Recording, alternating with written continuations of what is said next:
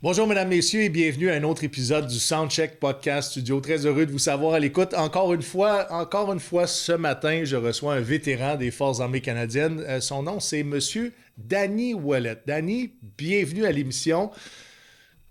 C'est rapide, hein? Comme entrer en matière. Non, c'est correct. Je peux donner une pause. Pour ceux qui ne sont pas abonnés encore à la chaîne YouTube, le Soundcheck Podcast, allez faire ça pour visionner et revoir tous les épisodes de façon intégrale et gratuite sur la chaîne YouTube, le Soundcheck Podcast. Sinon, n'oubliez pas nos pages Facebook et Instagram, le Soundcheck Podcast. Et présentement, on est après tourner, parce que tous les enregistrements, on vous donne la possibilité d'être en coulisses. Donc, allez vous abonner à mon compte TikTok, Steven Bilodeau Humoriste. Vous allez avoir l'enregistrement en exclusivité. Ceci dit, je recommence. Danny Ouellet, bienvenue dans l'émission. Merci de me recevoir. Merci de me donner cette opportunité-là. Mm-hmm. Tu as été un invité référé par Alain Guimond, oui. Qui est un ancien membre du GTF 2. Oui. Tu es toi-même un ancien du premier commando, oui. Qui, on peut dire, l'ancienne génération des forces spéciales. C'est ça. En pré-entrevue, tu me racontais que il n'y avait pas juste des gentils dans cette gang-là. Ça buvait, ça se battait, ça faisait tout ce qu'un soldat de l'époque, je pense, faisait, mais tu étais un petit peu différent de cette famille-là, je vais dire ça comme ça. Oui, parce que moi, comme je t'ai dit tantôt, les villes, puis Foiré, puis tout ça, puis j'avais juste 17 ans. J'étais grand, j'étais maigre, je faisais juste 165 livres. Puis, je veux dire, pour commencer, comme tu as dit un peu, moi, j'ai aucun regret, aucun remords de tout ce que je vais dire aujourd'hui parce que la culpabilité avec ce que je connais maintenant, c'est une des fréquences les plus basses. On est toute énergie, on vibre. Ça, c'est ça en ce moment que je sens. Mm-hmm. Puis, quand on est dans la culpabilité de quelque chose, OK, on reste dans la culpabilité. Il faut sortir de cette culpabilité-là. Fait que tout ce que je vais dire, que ce soit par rapport à même des choses que j'ai faites, là, que peut-être que le monde va juger, puis il va dire « Ah, mais comment qu'il fait? » Puis « Ah, puis ci, puis ça. » Puis non, j'ai pas de culpabilité. Je pense que le podcast est intéressant pour faire comprendre aux gens que tout le monde est imparfait à sa façon. Tout le monde en fait des erreurs. Tout le monde a une rétroactivité de leurs erreurs et en font bien ce qu'ils veulent. C'est ça. Toi, tu en es libéré, même si tu as eu beaucoup de mauvaises expériences. Oui. Mais je veux dire, tu es enrôlé en 1982. Oui. Tu étais un vieux routier. Tu t'es enrôlé à l'âge de 17 ans. Tes parents ont signé pour Est-ce qu'ils t'ont envoyé dans l'armée ou tu as choisi? Non. Moi, je voulais être policier à l'âge de 12-13 ans. Un classique. Oui, un classique. J'ai grandi sur une ferme. J'étais le mouton noir de la famille parce qu'il y en avait... on était 7, puis moi, j'étais comme dans le milieu. Puis il y en avait 4 qui avaient... les 4 premiers qui avaient le même âge. Puis les 3 derniers qui étaient pas mal collés aussi. Mais il y a eu une gap entre ça. J'ai commencé à parler à 5 ans. Je parlais pas. Fait que... Tu parlais pas à cause des difficultés de langage ou parce que tu étais plus introverti? Parce que j'avais pas besoin de parler. Parce que ma mère, comme j'étais peut-être le dernier, parce qu'il y a eu un gros gap là, puis je demandais, sans demander, mais elle me donnait. Oui. Okay? Donc, ta mère était à l'écoute de tes besoins. C'est ça. Fait que moi, j'avais pas besoin de parler. Puis elle m'a amené, avant de commencer l'école, elle m'a amené chez le docteur, puis elle a dit « Hey, il parle pas ». Puis là, elle a compté un peu qu'est-ce qu'elle faisait, puis le docteur a dit laisse-le faire, à un moment donné, il n'y a pas de problème. Ouais. Puis c'est là que j'ai commencé à parler, puis j'ai pu arrêter, parce que je parle en tabarouette. Mais le fait que ta mère soit toujours au devant de tes besoins faisait en sorte que tu n'avais pas nécessairement besoin de communiquer pour combler tes besoins. Non. OK. Tu rentres dans l'armée, est-ce que en 1982, tu rentres là-dedans, 17 ans, est-ce que après tes recrues, et ton cours de 22, parce que tu es rentré fantassin dans l'armée, est-ce qu'ils t'ont envoyé tout de suite au premier commando? Oui. C'est moi totalement qui a décidé. Puis pour revenir à ta question tantôt, c'est pas mes parents, c'est pas... moi, c'est mon cousin. Parce que mon cousin était en Allemagne dans ce temps-là, puis il avait descendu, puis il avait parlé des tanks, puis tout ça, puis moi, je connaissais pas où c'est que je m'en allais. Puis là, quand j'étais allé au centre de recrue, j'ai dit « Ah, ben moi, je veux être le soldat. » Tu sais, comme... J'ai fait 7 ans à l'école de recrue comme instructeur, fait que je suis un peu... Puis là, les jeunes, ils voient des choses à la TV, puis ben moi, je vais y aller, puis je vais me battre, puis... Fait que moi, c'était un peu ça aussi, là. Puis quand que j'étais chez nous, chez la ferme, là, je regardais tout le monde qui avait l'air d'avoir des belles vies, mais les jeunes comme moi, de 13-14 ans, puis qui... Tu sais, que le dimanche, je travaillais pas, puis tout ça, ben moi, je travaillais tout le temps. Nous autres, on travaillait tout le temps. La ferme, c'était dans quel coin? C'était dans le coin de Rivière-du-Loup, là, dans une petite paroisse, là, Saint-Paul-de-la-Croix. OK. C'est quoi, ça se fait le Bas-Saint-Laurent? Oui, c'est ça. OK. Puis moi, mais comme j'ai dit, j'en veux pas à personne, j'en veux pas à mes parents, j'en veux pas à personne, parce que comment qu'on peut faire quelque chose si on ne sait pas qu'on peut faire autre chose? On fait ce qu'on connaît au moment qu'on le connaît. Fait que si on n'est pas conscient, puis on n'a pas ce niveau d'intelligence-là, puis on n'a pas cette conscience-là, comment qu'on pourrait faire autrement? Fait que mes parents, ils ont fait du mieux qu'ils ont pu, là, tu sais. J'ai pas été battu, mais c'était sévère. Puis aussi, il y avait 7 enfants, puis il a commencé avec peut-être 10 vaches, puis on a fini avec une centaine, 120, tu sais, avec une grosse terre, des gros tracteurs, mais on travaillait Fait que c'était beaucoup. très commercial comme ferme. Oui, c'était très commercial. Dans une entreprise familiale où est-ce que le volume des opérations est très élevé, beaucoup d'enfants dans une famille, c'est-tu tough de faire sa place? C'est-tu tough de je veux dire, combler ses besoins, même si tu me disais que ta mère a toujours été au-delà de tes besoins, ça doit être difficile de dire « Hey, j'existe dans une famille », non? Moi, mais ça, encore là, l'amour, là, moi j'ai 2 filles, là, puis on se fait des colleux, puis on s'aime, puis on chicane des enfants, tout ça. Ben moi, je me souviens même pas de m'avoir chicané avec ma mère, ou ben non, que ma mère m'a donné un hug ou quelque chose comme ça. Puis j'ai commencé, ça c'est bizarre tu dis ça, parce que j'ai commencé à dire à ma mère que je l'aimais l'été passé. J'ai dit « Je t'aime ». Puis j'avais tellement peur de le dire, parce que chez nous, personne ne dit ça quasiment. Puis j'avais tellement peur de le dire que j'ai dit, mais qu'est-ce qu'elle va dire? Elle va dire, mais qu'est-ce que tu dis là? Puis la peur, c'est le cancer de l'âme. OK? C'est vraiment, vraiment ça. La peur, c'est le cancer de l'âme. C'est ton âme c'est un cancer qui ronge ton âme. Parce que ton âme, elle, est pure. Quand t'es né au monde, là, t'es pur. OK? T'es pas un violeur, t'es pas un gars d'armée, t'es pas un batteur de femmes, t'es pas... Ton âme est pure. OK? C'est ton énergie, whatever, mais c'est après qu'est-ce qu'on met dedans. OK? Puis moi, mais quand que j'avais peur de sa réaction, puis elle me dit, ben je t'aime aussi. Est-ce que ta peur était davantage vers la possibilité que tu te fasses rejeter ou que tu n'aies pas l'accueil que tu souhaitais, ou c'est peut-être les émotions qui allaient peut-être être vécues à ce moment-là où est-ce que tu dis à ta mère « je t'aime ». T'avais-tu peur d'être envahi des émotions? Non, c'est juste que c'était pas une peur, c'était comme OK, mais pourquoi je dirais ça? Pourquoi qu'elle sait? Tu sais, c'est comme un couple que ça fait 3 mois qu'ils sont pas dit qu'ils s'aiment parce que l'autre a dit il sait que je l'aime. Elle sait que je l'aime. Mais dans le fond, il le dit pas. OK? Mais quand tu le dis pas, peut-être qu'il y a des raisons. Là. J'allais dire en même temps, quand ça fait longtemps que tu n'as pas fait l'amour à ton conjoint ou ta conjointe, mais que tu as quand même le goût, mais ça se passe pas, l'autre personne ne ressent pas nécessairement. C'est ça. Parce que les actions sont davantage concrètes que des intentions ou des pensées, même si tu les communiques. Oui, mais quand que si déjà des communiqués, c'est une vibration, c'est une bonne vibration, puis l'autre personne reçoit, mais au moins ça crée ce lieu, pas ce lieu, mais ça crée cet attachement-là, tu sais. Puis moi, c'est pas que j'avais peur ou n'importe quoi, c'est juste que, OK, qu'est-ce qu'elle va dire? Je vais me faire juger, je sais pas. J'étais dans cette étape-là. Moi, mon père était une boule d'émotions. Ouais. Une boule d'émotions, puis énormément d'émotions foulées. Ah, oui. Puis, je me rappelle, mon père chantait. Puis souvent, quand j'étais jeune, j'arrêtais de le faire chanter parce que j'étais envahi par les émotions qu'il pouvait communiquer en chanson. Okay. Je me souviens, moi aussi, j'ai dit tard. Il y avait le cancer qui était condamné. Quand j'ai commencé à dire « je t'aime ». Puis je me rappelle que moi, ce que j'avais peur, c'est cette charge émotionnelle-là que j'allais avoir de la difficulté à gérer. à cette époque-là. Finalement, ça a bien été, mais je me souviens du premier Je t'aime, c'était comme... Ben, je t'aime.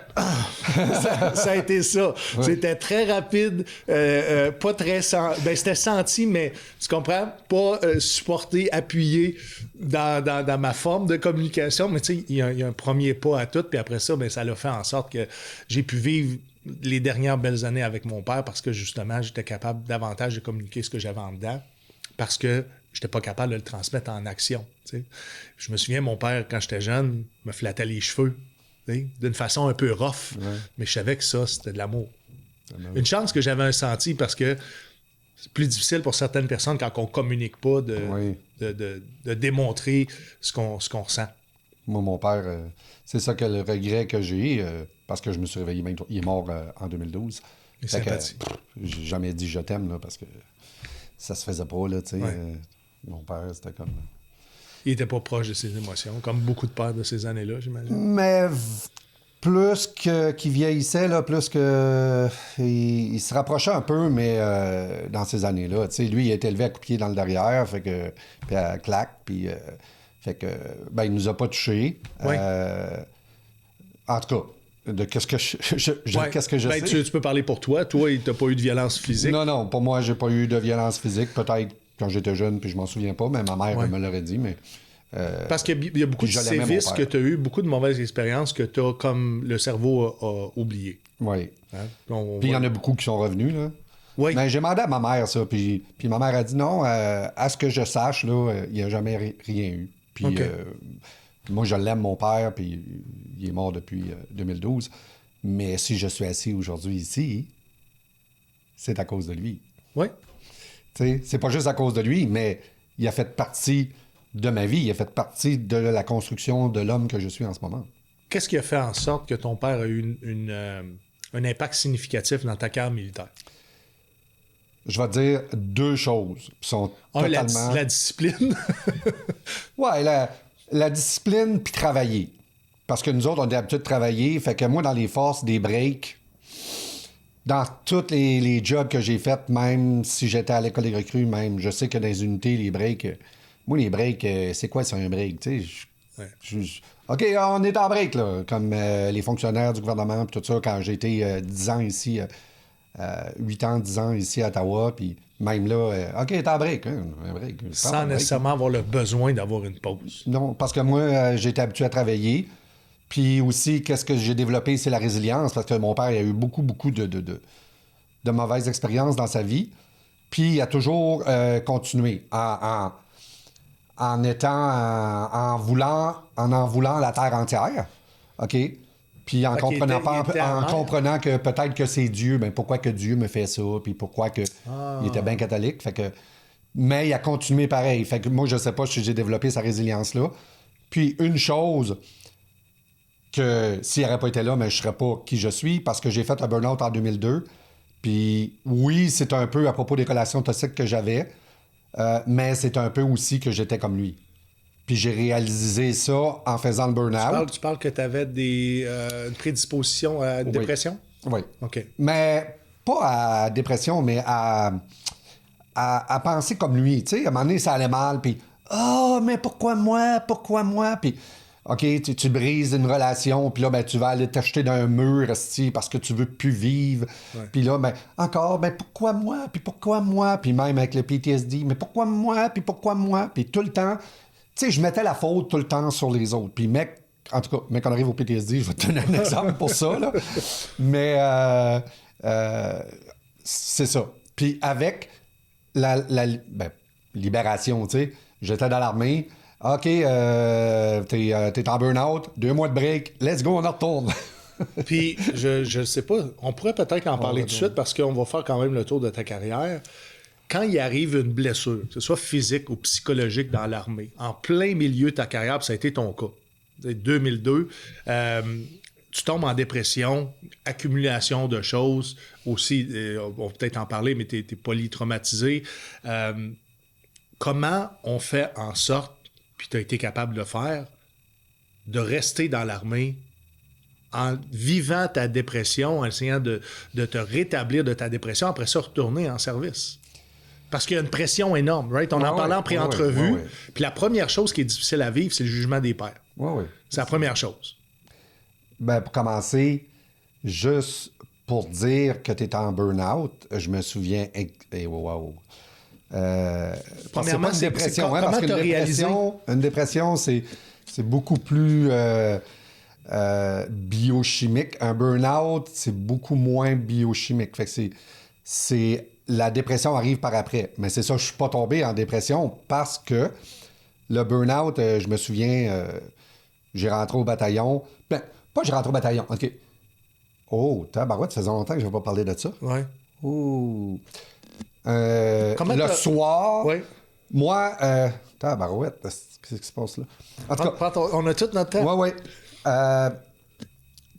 Ce soir-là, ma vie tenait par un fil qui était 100 000 fois plus mince qu'un cheveu. Donc, j'étais à Québec, fait que je vais sur le pont de Québec, je me calisse au en bas, ou que je décide de vivre. J'avais une décision à prendre. Qu'est-ce que je fais? Te souviens-tu de la date? Le 2 octobre 2022. 2002, excuse.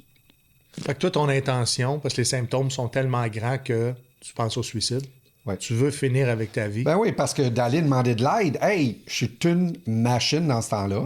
Je suis un sergent. Je suis un gars d'infanterie, la Bosnie, puis tout, puis... Oui, parce que tu avais déjà plusieurs missions en arrière de la cravate. Tu avais 5 missions en arrière de la cravate. Puis, mais là, qu'est-ce que je fais?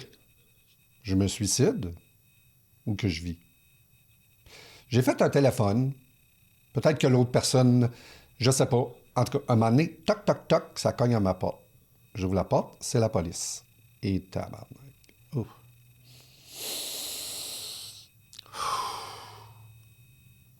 Il a fallu que je respire très fort, là, parce que moi, hey,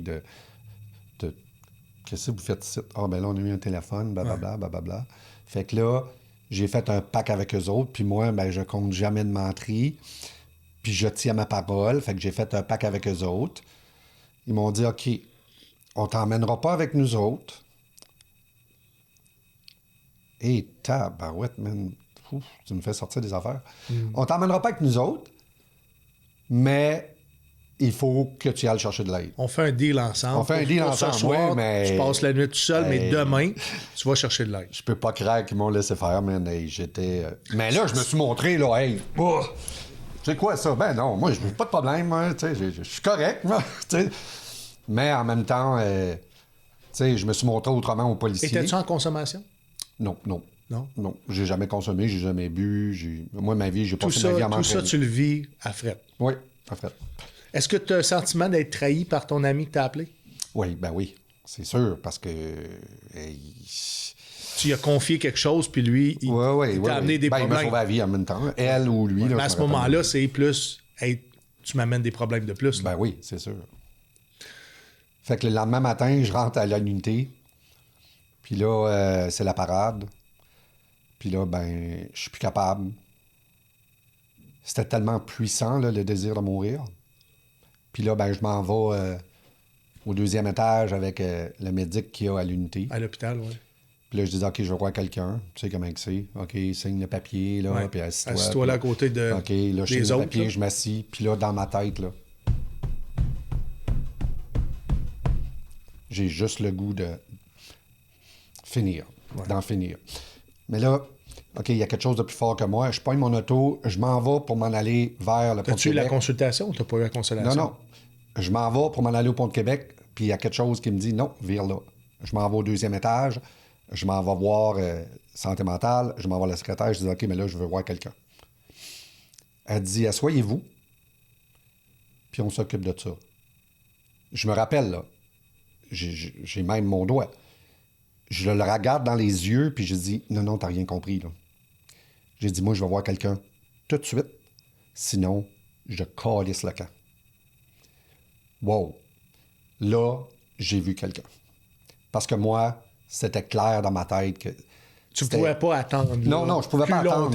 Parce que là, il y avait la trahison, il y avait le désir de mourir, les policiers qui étaient venus me montrer faible. Et là, juste de partir puis d'aller au médical quand que j'étais sur la parade du bataillon, puis de t'étais en uniforme? Ben oui, j'étais en uniforme. Ça ajoute une couche. Oui, c'est comme de monter là au 2e étage. Je me souviens comment que j'ai monté, puis comment je montais de reculons, puis tout ça. Mais aujourd'hui, c'est la meilleure décision que j'ai prise de ma vie. Fait que le burn-out, là, c'est un cadeau que j'ai eu. Quand on est là, c'est la fin du monde. Mais après ça, c'est comme, ben merci la vie. C'est un cadeau.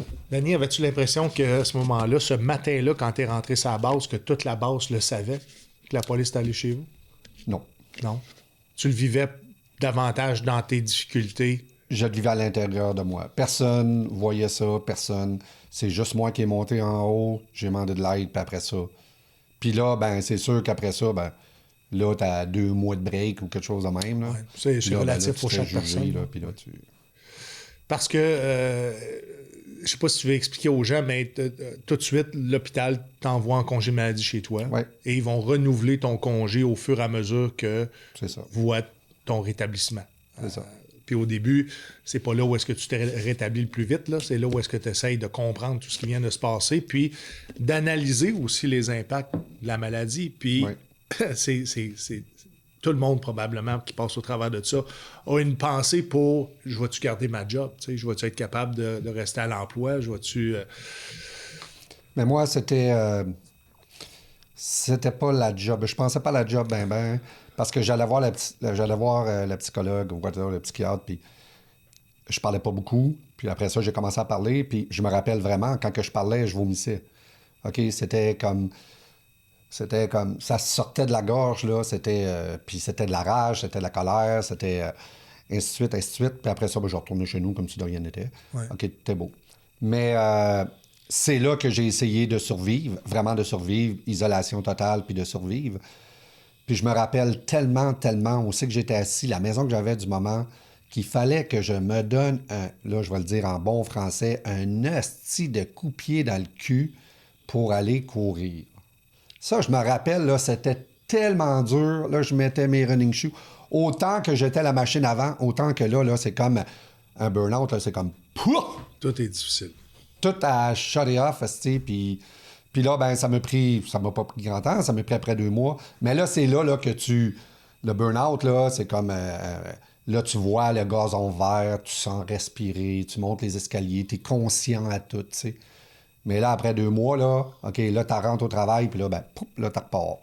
Tu sais, tu prends les médicaments, puis là, tu repars. Mais là, c'est sûr qu'il y a beaucoup de jugement, là, parce que là, tu t'es montré faible. Tu t'es absenté. Ouais, tu t'es absenté aussi. Montré faible. Mais ça n'a pas été si pire. C'est surtout après, avec les personnes de mon grade, là, pas les jeunes. Là.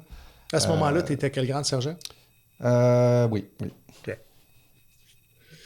Ça joue dur à ce niveau-là, au niveau des exigences, énormément. Te rappelles-tu la première journée que tu as retourné au travail, comment les gens t'ont accueilli?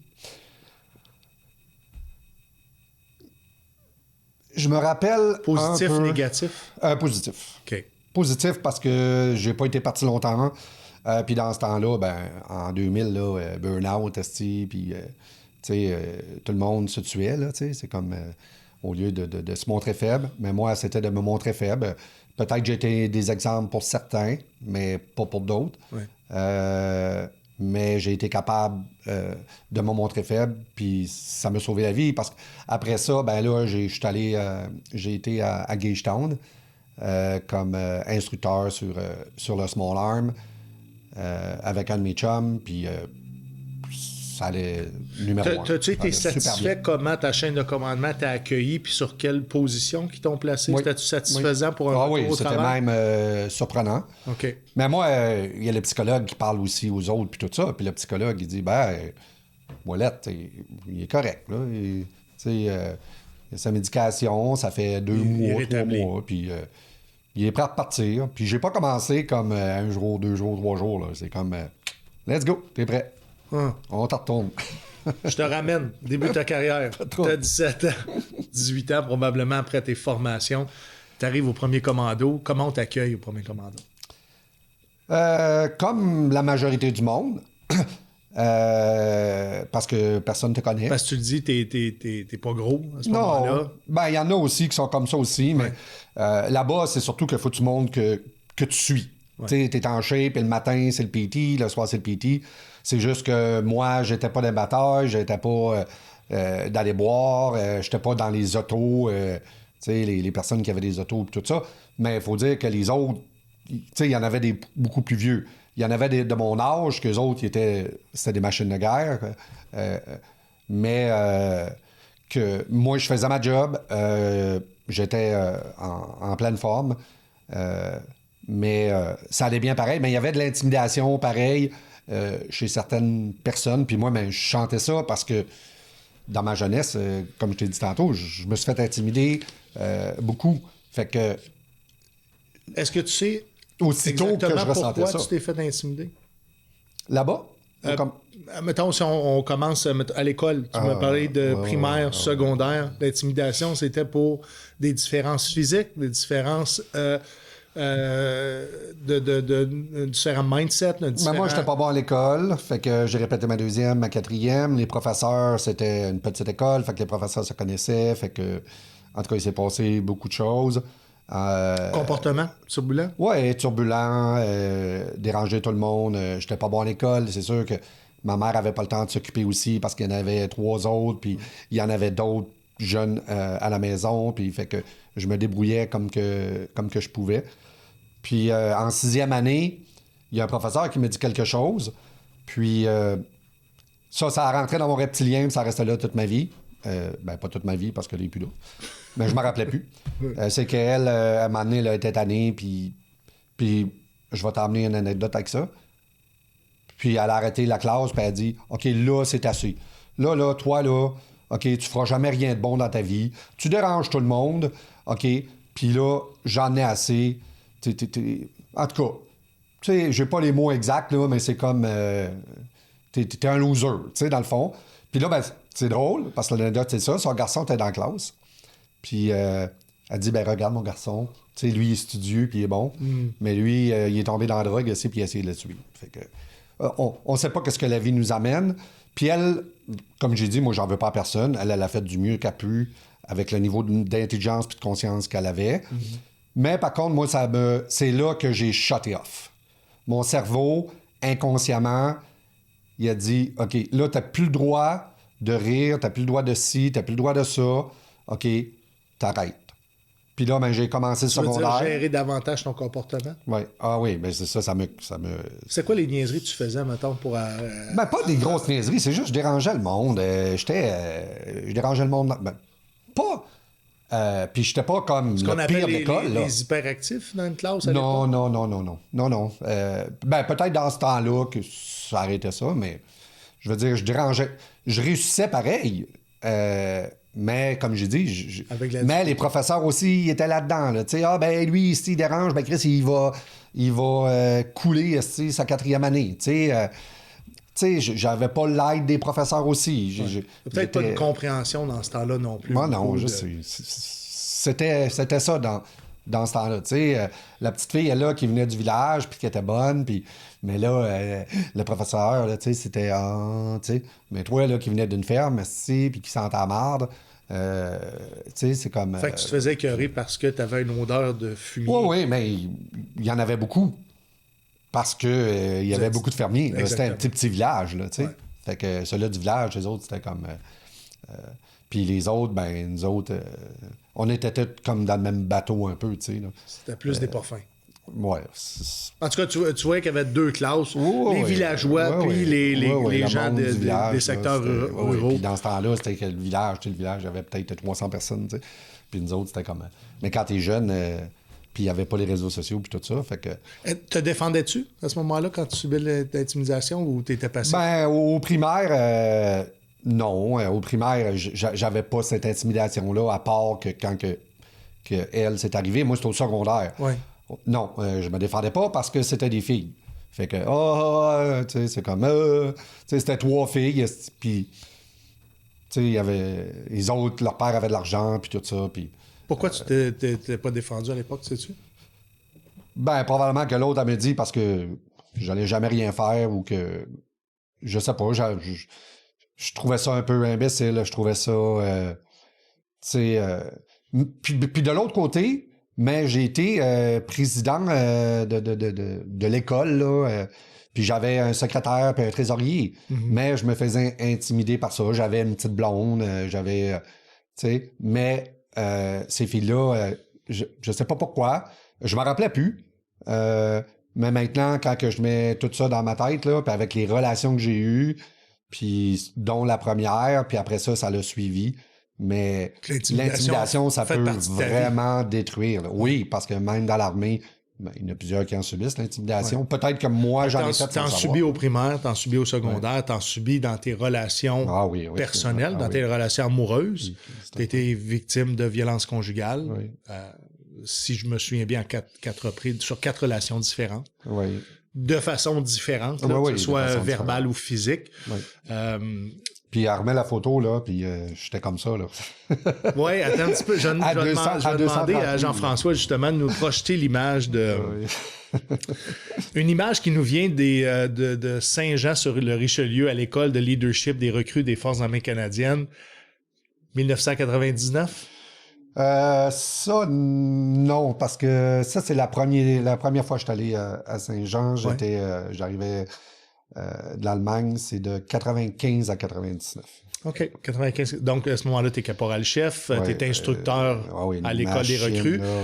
Puis on voit que tu n'es pas un petit bonhomme. Tu as pris, je vais dire, tu as pris du volume depuis que tu es rentré au premier commando. Ah oui. Et dans ce temps-là, tu subis de la violence conjugale.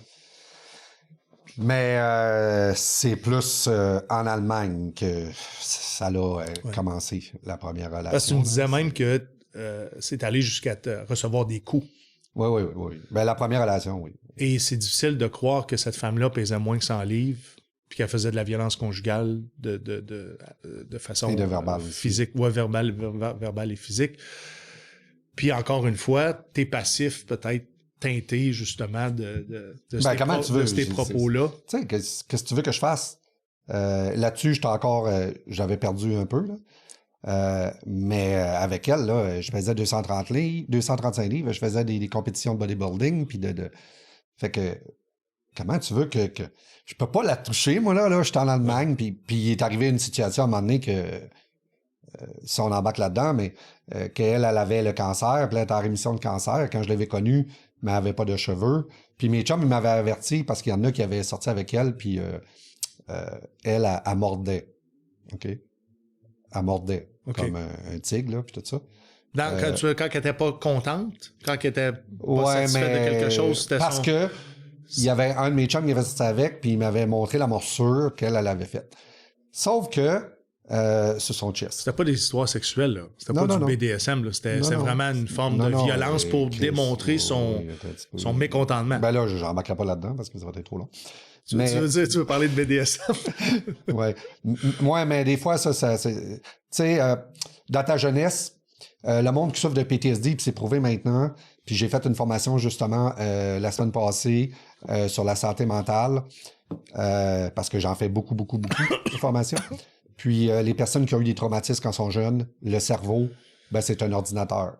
Fait que tous les algorithmes qui existent aujourd'hui, les robots qui existent aujourd'hui, OK, mais le cerveau, lui, il enregistre. Fait que quand il voit qu'il y a quelque chose de traumatisant, il relie ça, OK, puis il envoie ça en arrière. OK, puis ça reste là. Puis ça devient ton comportement parce que le but premier du cerveau, c'est d'assurer ta survie.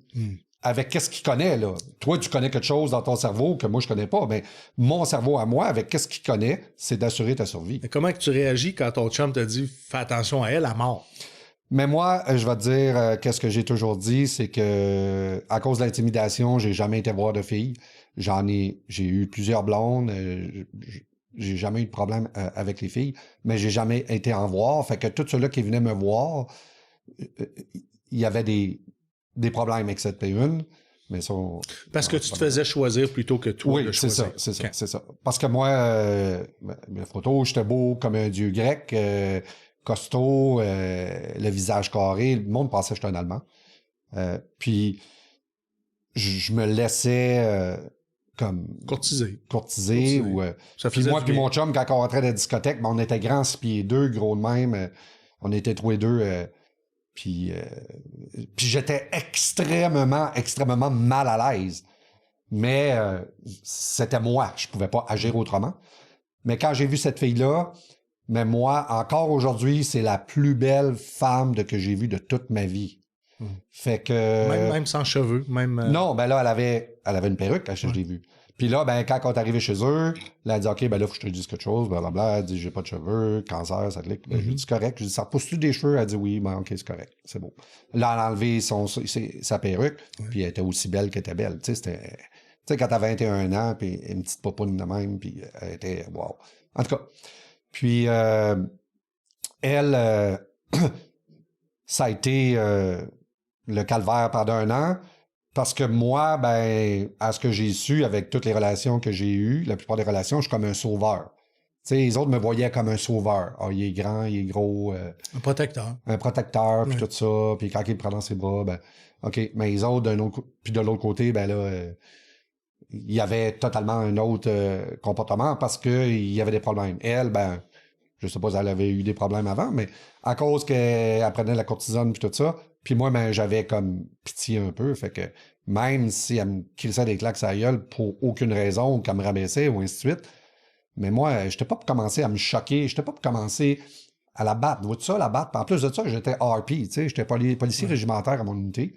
Fait que j'étais pas un vrai policier, mais un policier régimentaire. Fait que... Fallait que ton comportement soit quand même exemplaire. OK, si je commençais pas à la battre, là, tu sais. Puis à un moment donné... C'était quoi? Donne-moi une situation où c'est justement, elle a usé de violence parce que la situation lui plaisait pas.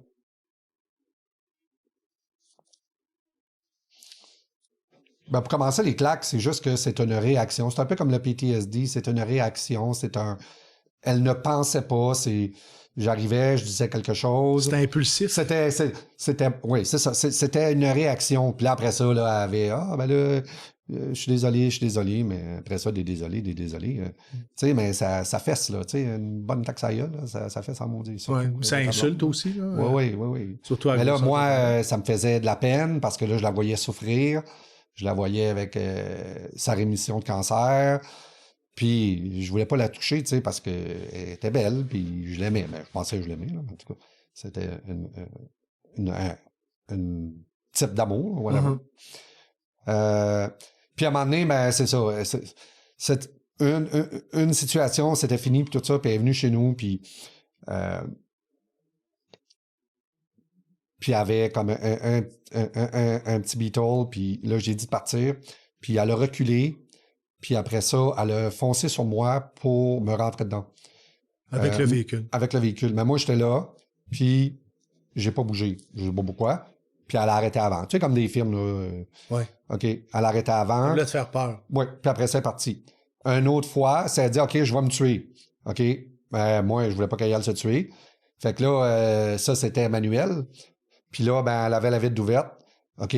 Puis là, on est dans un quartier allemand, puis tout ça. Puis là, à part pour s'en aller. Fait moi, je saute dans l'auto, par la vitre, au travers de elle. J'essaye de pogner le frein de vitesse pour l'arrêter. Puis elle, ben, elle tient le frein de vitesse, fait qu'elle avance. Fait moi, j'avance avec elle pour pas qu'elle aille se suicider. Mais là, elle, c'est une Allemande, là. Moi, je suis un Canadien, là. Tu sais, tout le monde sort dehors, puis tout ça. Puis, tu sais, c'est comme...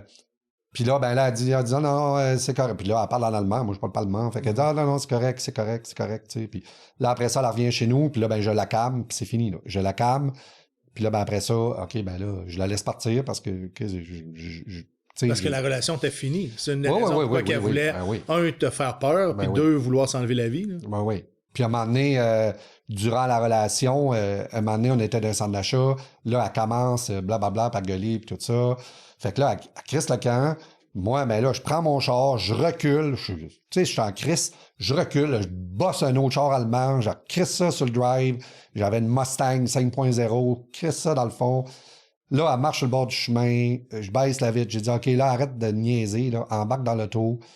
OK, là, elle embarque dans l'auto. Là, c'est la gueule. Mais là, moi, là, à un moment donné, là, je suis plus capable, là, tu sais. Fait que là, elle a des petits cheveux à peu près ça de long. Fait que là, je la pogne par les cheveux. OK? Parce que là, c'est comme... elle est comme partie, là. Puis là, ben moi, je conduis, puis là, j'arrête à une lumière, pas loin de chez eux. Puis là, je la pogne par les cheveux. Je dis, OK. Là, je dirais pas son nom. Mais là, je dis, OK, arrête, là. C'est... Arrête, là. Es-tu canadienne aujourd'hui? Comment? Es-tu canadienne aujourd'hui? Non. Ben, je sais pas, moi, je l'ai jamais revu, puis tout ça. Puis là, ben, j'y tiens la tête. Mais là, après ça, les Allemands, ils se rapprochent tous, là. Parce qu'ils pensent que je suis en train de la battre. Fait que là, elle baisse la vitre. Puis là, elle dit encore une fois, non, c'est beau, c'est correct, c'est beau. OK. Puis là, ben, ça continue comme ça. À un moment donné, on est allé en voyage en Égypte, puis on avait un guide. Puis même le guide, il dit, tabarouette, il dit, elle est folle. C'est fait juste que... C'était constamment des menaces de s'enlever la vie pour que tu restes dans la relation. Ouais, mais quand c'était fini, oui. Ah, des téléphones, là, c'était que, OK, là, je me suicide, là, puis là, tout, qu'est-ce que tu m'as donné? Je crisse ça à la poubelle, puis là, ben, je suis en train de me couper les veines, puis ainsi de suite, ainsi de suite, ainsi de suite. Comment, dans ce temps-là, le régiment aéroporté est localisé en Allemagne, à l'Ars, si je me trompe? Ben, c'est le premier bataillon, c'est pas le régiment. Ah, c'est le premier bataillon? Ouais, c'est le premier bataillon. OK. Qui est devenu le troisième, puis qui est devenu le premier. Ça. Ben, il n'y avait pas de parachutiste en Allemagne. Comment vous faisiez pour rencontrer les Allemands? Ou des femmes de locales? Ben, on sortait. C'était dans les bars? Moi, oui. C'était dans les bars. Est-ce que la chaîne de commandement mettait une restriction, vous mettez en garde justement d'avoir des relations avec des femmes là-bas? Non. Il n'y avait pas de problématique? Non. La base, c'était la base. Surtout quand c'était la base, on faisait qu'est-ce qu'on voulait. OK. Il y avait juste la police qui avait autorité sur nous autres, la police militaire. Oui. Puis la police d'ail aussi. Mais, tu sais, il dealait avec la police d'ail et la police. Mais s'il y avait de la violence conjugale, ainsi de suite, OK, là, c'était la police militaire. OK. Vous restiez dans les quartiers là-bas? J'ai pas souvent entendu moi, j'ai pas resté dans les quartiers. Moi, j'ai pas resté dans les quartiers. J'ai déménagé 5 fois, puis j'ai toujours resté en appartement. Donc, tu étais responsable de payer ta propre appartement comme c'est au Canada. Oui. C'est la même chose. Oui, mais on avait des bonnes payes parce que... Oui, tu disais qu'il y avait une paye supplémentaire. C'était, je pense que tu me l'as dit, le montant tantôt, 1200. Ouais, quelque chose comme ça. Parce que quand on est revenu au Canada, ben là, ça a descendu. Ça a descendu. Fait que les gars là-bas, est-ce qu'ils achetaient des propriétés aussi? Ou il y en a qui... Non, je pense que la plupart, c'était... ils n'achetaient pas des propriétés, ils restaient vraiment dans comment on ça, les PMQ. Oui. Ou ben non, on disait... Je me rappelle plus comment on disait ça, là... En tout cas, dans les appartements. Il y a le logement célibataire, ou sinon PMQ veut dire sur la base, habitations, il y avait des habitations sur la base. Sur la base militaire subventionnée par la Défense nationale. Je te reviens dans tes relations de violence conjugale. Donc, 4 relations à vivre aussi de l'intimidation, harcèlement, violence. Pourquoi tu penses que ça s'est toujours répété? Je sais que tu m'as dit, les femmes m'ont choisi dans ma vie. C'est pas moi qui ai choisi les femmes m'ont choisi. Est-ce que tu penses qu'ils t'ont choisi parce que tu avais un potentiel de victime? Je ne sais pas pourquoi ils m'ont choisi. C'est comme je t'ai dit, avant ça, j'aurais jamais dit ça, mais j'étais beau comme un dieu grec. Mais t'es-tu posé la question pourquoi la violence, l'intimidation est toujours revenue? Mais c'est sûr que l'école puis les filles, ça n'a pas aidé ben. L'école, on peut comprendre, une partie, c'était ton comportement. C'est ça. Mais les filles, pendant 3 ans, là, à un moment donné, là, tu te dévalorises, là. Ouais. Tu sais, je suis-tu capable, moi, de pogner? Je suis-tu capable d'aller parler à une femme? Je suis-tu capable, tu sais, je suis-tu capable de faire ce premier pas-là? Puis là, on va embarquer dans qu'est-ce qui a détruit tout le reste parce qu'elle... quand ça a été fini, il s'est passé une situation que je ne sais pas si je devrais en parler ici, mais c'est ça qui a détruit tout le reste de ma vie. Parce que quand que ton cerveau voit qu'est-ce qui se passe dans cette situation-là, peut-être qu'il Parce que là, tu commences à être conscient. Oui, parce que moi, j'avais mis fin à la relation. Oui. OK? Même... elle m'appelait, puis tout ça. Puis à un moment donné, il y a un de mes chums qui est venu rester chez nous. Puis moi, j'ai dit, OK, c'est toi qui réponds au téléphone. Puis c'est toi qui reste ici maintenant. Moi, je suis parti, là, tu me connais plus, puis tout ça. Puis même, j'avais été voir le propriétaire, puis j'ai dit, cette fille-là, tu la laisses plus rentrer ici. OK? Parce qu'il fallait qu'elle rentre comme dans sa maison pour monter en haut. OK. Puis la porte, c'était une porte de vitre, mais qu'on voit pas au travers. C'était de la vitre. Fait que... Givré. En tout cas... Qu'est-ce que cette femme-là a fait pour que, justement, que tu veux couper tous les ponts, malgré le fait que tu es très, très empathique à ces menaces de suicide? OK. Oh, je pense pas d'aller là, moi, là. Prends ton temps. C'est parce qu'à un moment donné, j'avais rencontré une fille, mais c'était une femme qui était mariée avec 2 enfants. Son mari était militaire. Puis elle est tombée comme en amour avec moi, parce que moi, je prenais des cours de natation, puis elle est tombée comme en amour avec moi. Puis à un moment donné, ce soir-là, elle était venue chez nous, parce que moi, je voulais régler ça, parce que là, son mari le savait, puis lui tout, il voulait se suicider, puis il voulait tuer ses enfants, puis en tout cas, des appels.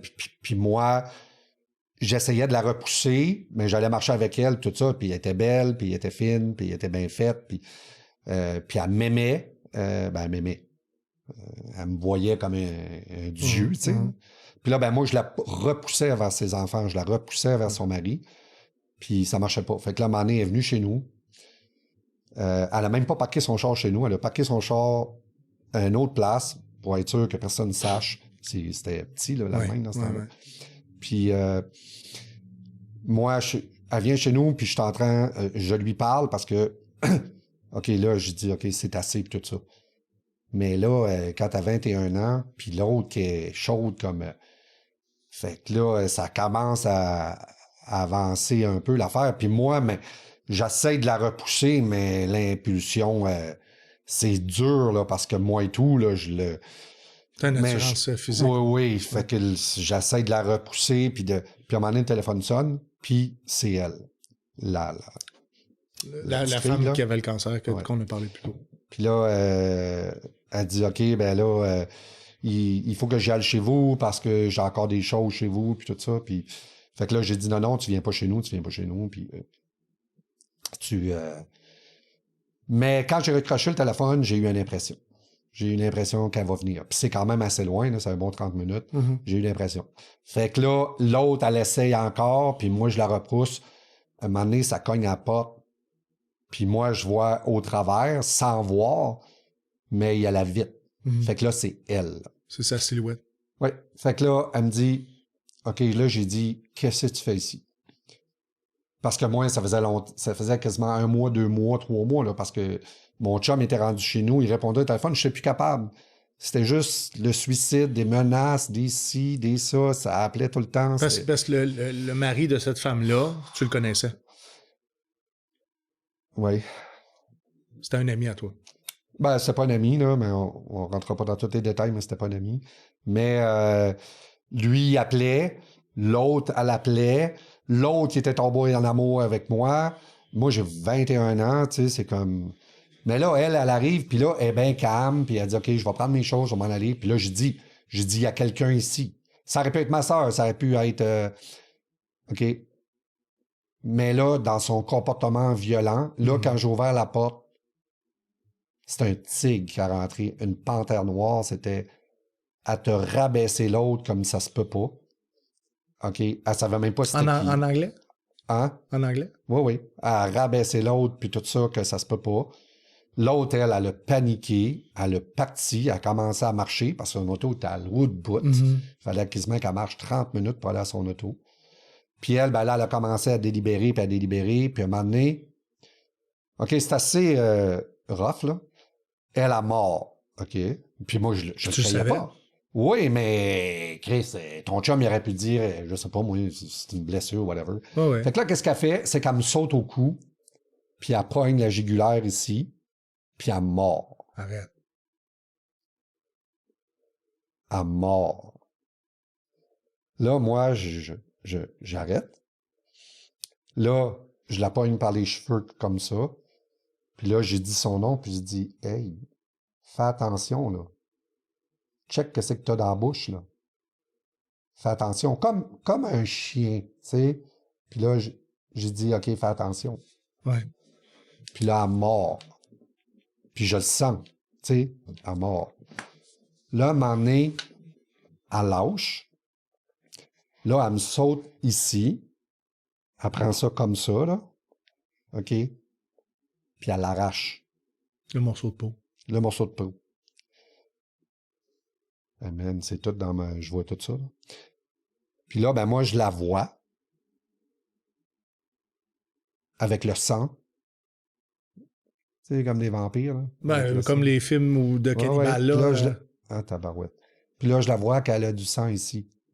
Okay? Que le sang coule, puis là, j'agarre ma main, puis là, je suis comme un film d'horreur, tu sais. Puis là, à un moment donné, elle pogne un lighter, elle pogne des ciseaux, elle pogne du linge, elle commence à tout découper le linge, elle commence... Pourquoi? Et puis là, elle aurait pu me tuer, là. Donc, okay. C'est comme si elle voulait briser le linge ou elle voulait faire... Oui, elle prend le linge, puis elle commence à varger des murs, puis elle commence à mettre le feu sur le linge. Puis là, ben, moi, là, il faut que je sois conscient, là. Fait que là, je réussis à la calmer. Parce que le propriétaire en bas, lui, là, il capotait, là, il savait pas ce qui se passait. Là. Fait que là, j'ai réussi à la calmer. J'ai dit, OK, là, la personne qui était ici, là, elle était toute désolée encore une fois. OK, ben là, je vais aller m'excuser, puis tout ça. Puis là, ben, elle embarque avec moi. Je m'en vais là-bas. Là, elle s'excuse à la femme. Là, la femme avait oublié ses affaires. Fait que je reviens à la maison. Les deux restent toutes seules. Fait que je reviens à la maison. Je viens chercher des choses pour elle. Puis là, je ramène ça à elle. Puis après ça, elle, je la ramène chez nous. Puis là, ben, débile mental. OK, j'ai dit, OK, mais là, elle voulu aller se suicider. Fait que j'ai dit, non, là, tu vas rester ici, tu vas coucher ici. Là, l'impulsion. Fait que là, on a baisé. Là, le lendemain matin, elle se lève. Elle dit, là, c'est officiel, je me tue, je m'en vais me tuer. Elle me dit ça avant que j'y aille travailler. J'ai dit, c'est correct, c'est ta vie. Tu décides qu'est-ce que tu veux. Moi, je suis plus capable. Moi, je n'étais pas policier régimentaire. En arrivant au bataillon, j'ai parlé à mon boss. Mon boss a appelé la police. Ils sont allés la voir. Puis après ça, ben, j'ai plus de nouvelles de elle de tout le restant de ma vie. Mais ça, je pense que ça m'a marqué un petit peu. Parce que tu penses qu'elle a pu se suicider? Ah, ben je sais pas. Mais Mais c'est quoi qui te marque le plus dans tout ça? Son visage avec le sang, la personne qui a pu se transformer. C'était vraiment une petite fille, elle était tellement belle. Puis de voir ce monstre-là, c'est comme... Puis après ça, ben, j'ai remarqué dans une relation toxique, puis une autre relation toxique, puis une autre relation... Qu'est-ce qui l'a fait arrêter, tu penses, quand justement qu'elle te mordait dans le cou, elle t'a arraché un morceau de la main? Ben, le morceau de la main, elle l'a arraché, fait que elle a pas arrêté. Ben, dans le coup, je sais pas, peut-être parce que... Non, j'ai dit, ben là... je te parle, qu'est-ce qui l'a fait arrêter sa poussée de violence? Comment tu as fait pour la calmer, puis justement, l'amener à raisonner, puis à s'excuser? À la calmer, à parler lentement. Parce qu'elle était comme partie, comme certaines des relations que j'ai eues. Puis, au lieu d'embarquer puis de continuer de dire « Câlisse, t'es-tu folle, esti? Chris, qu'est-ce que tu fais là? » Non, ouais. Non. Là, je la regardais qui brûlait le linge, puis qui détruisait mes affaires, puis qui prenait des ciseaux, puis qui coupait mon linge, puis moi, ben, tu sais... Puis là, à un moment donné, mais là, c'est surtout quand elle a commencé à brûler, parce que là, c'est le feu. Fait que là, j'ai dit, OK, là, calme-toi. T'as éteint ça? Calme-toi. Oui, j'ai dit, calme-toi. Calme-toi. Calme. Tu sais, je parlais calmement. Ouais. Puis là, ben, mon énergie, dans ce temps-là, que je ne savais pas comment ça marchait, ben, probablement, mon énergie, elle a affecté son énergie, puis à un moment donné, ça s'est calmé. Elle s'est calmée. Tu peux pas commencer à... J'aurais pu la pogner, la crisser au... Tu sais, mais là, encore là, 230 livres, esti... T'aurais été coupable. Ben oui, j'aurais été coupable. J'ai toujours... Ça, là, même, il est arrivé une situation en Israël, là, puis j'étais le seul 22, là, puis avec une fille encore, puis j'arrivais de la Bosnie, fait que... Je vais juste placer les gens en contexte. Israël, 1994, t'es déployé là comme observateur. Oui. Dans ce temps-là, tu as quand même un peu d'expérience dans l'armée, tu as une douzaine d'années, tu t'en vas là seul. Oui, seul, 22. Seul infanterie. Puis comme on comprend, les femmes ont fait beaucoup partie de ta vie au courant de je veux dire, ta carrière militaire, donc tu rencontres une femme là-bas, qu'est-ce qui se passe? Oui. Ben, là-bas, c'est la secrétaire du commandant. OK. Puis on n'a pas le droit d'avoir de relation là-bas. T'avais le don de choisir proche de toi? Comment? T'avais le don de choisir des femmes qui étaient proches de toi? Ben là-bas, t'as pas le droit d'avoir de relation. Puis je sais pas, moi, ça a commencé avec une petite relation. Puis après ça, ben, tu sais, tu te caches un peu. Puis tout le monde... Il y a beaucoup de... On le sait, là, l'armée, là, qu'il y a beaucoup extra-conjugal aussi, là, mais moi, j'étais célibataire, tout ça. Puis en fait, compte, ben, cette fille-là elle avait eu des problèmes quand elle était jeune. On ne rentre pas là-dedans. Mais elle avait eu beaucoup de problèmes quand elle était jeune. Puis encore là, c'est moi qui s'est ramassé comme en prison à cause d'elle. J'ai rien fait. Prison militaire ou civile? Là-bas, ben, une prison, c'est sur le camp, là. OK.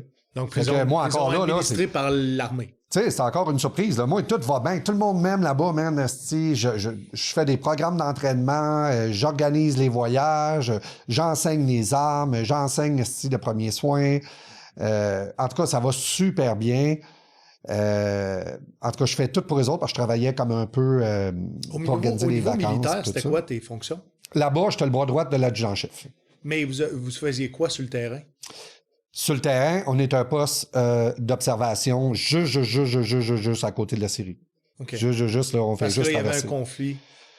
Oui, mais ça a toujours existé, là. Ouais. Fait que c'est le Golan Heights, là. Fait que c'est juste à côté de la Syrie. Puis là, ben, c'est parce qu'il faut un gars d'infanterie pour gérer tout ce qui est armes. Ouais. Les bunkers, comment se défendre parce que il y avait beaucoup de menaces, tout ça. Puis d'aller dans les bunkers parce que les bombes, ils tombaient proches, là, on s'entend, en Syrie. Fait que c'était à côté. Puis, puis en plus de ça, ben moi, j'organisais un peu les voyages des nouveaux quand les nouveaux arrivaient. Fait qu'on allait en Syrie, on allait à Jérusalem, on allait dans toutes ces places-là pour visiter, puis aussi d'aviser, parce que tu vas pas en Syrie, puis tu sais, les filles sont blondes, les filles... tu sais, tu s'en vas dans un souk, là, tu peux te perdre, puis en tout cas, il est arrivé des choses. Puis, mais moi, c'était mon rôle. Puis là, ce matin-là, moi, je vois, on est tous chums là-bas, fait que je vois mes deux chums policiers qui s'en viennent, puis OK, qu'est-ce que vous faites là? Ouais. OK, ben là, il faut t'emmener au commandant, le commandant veut te parler.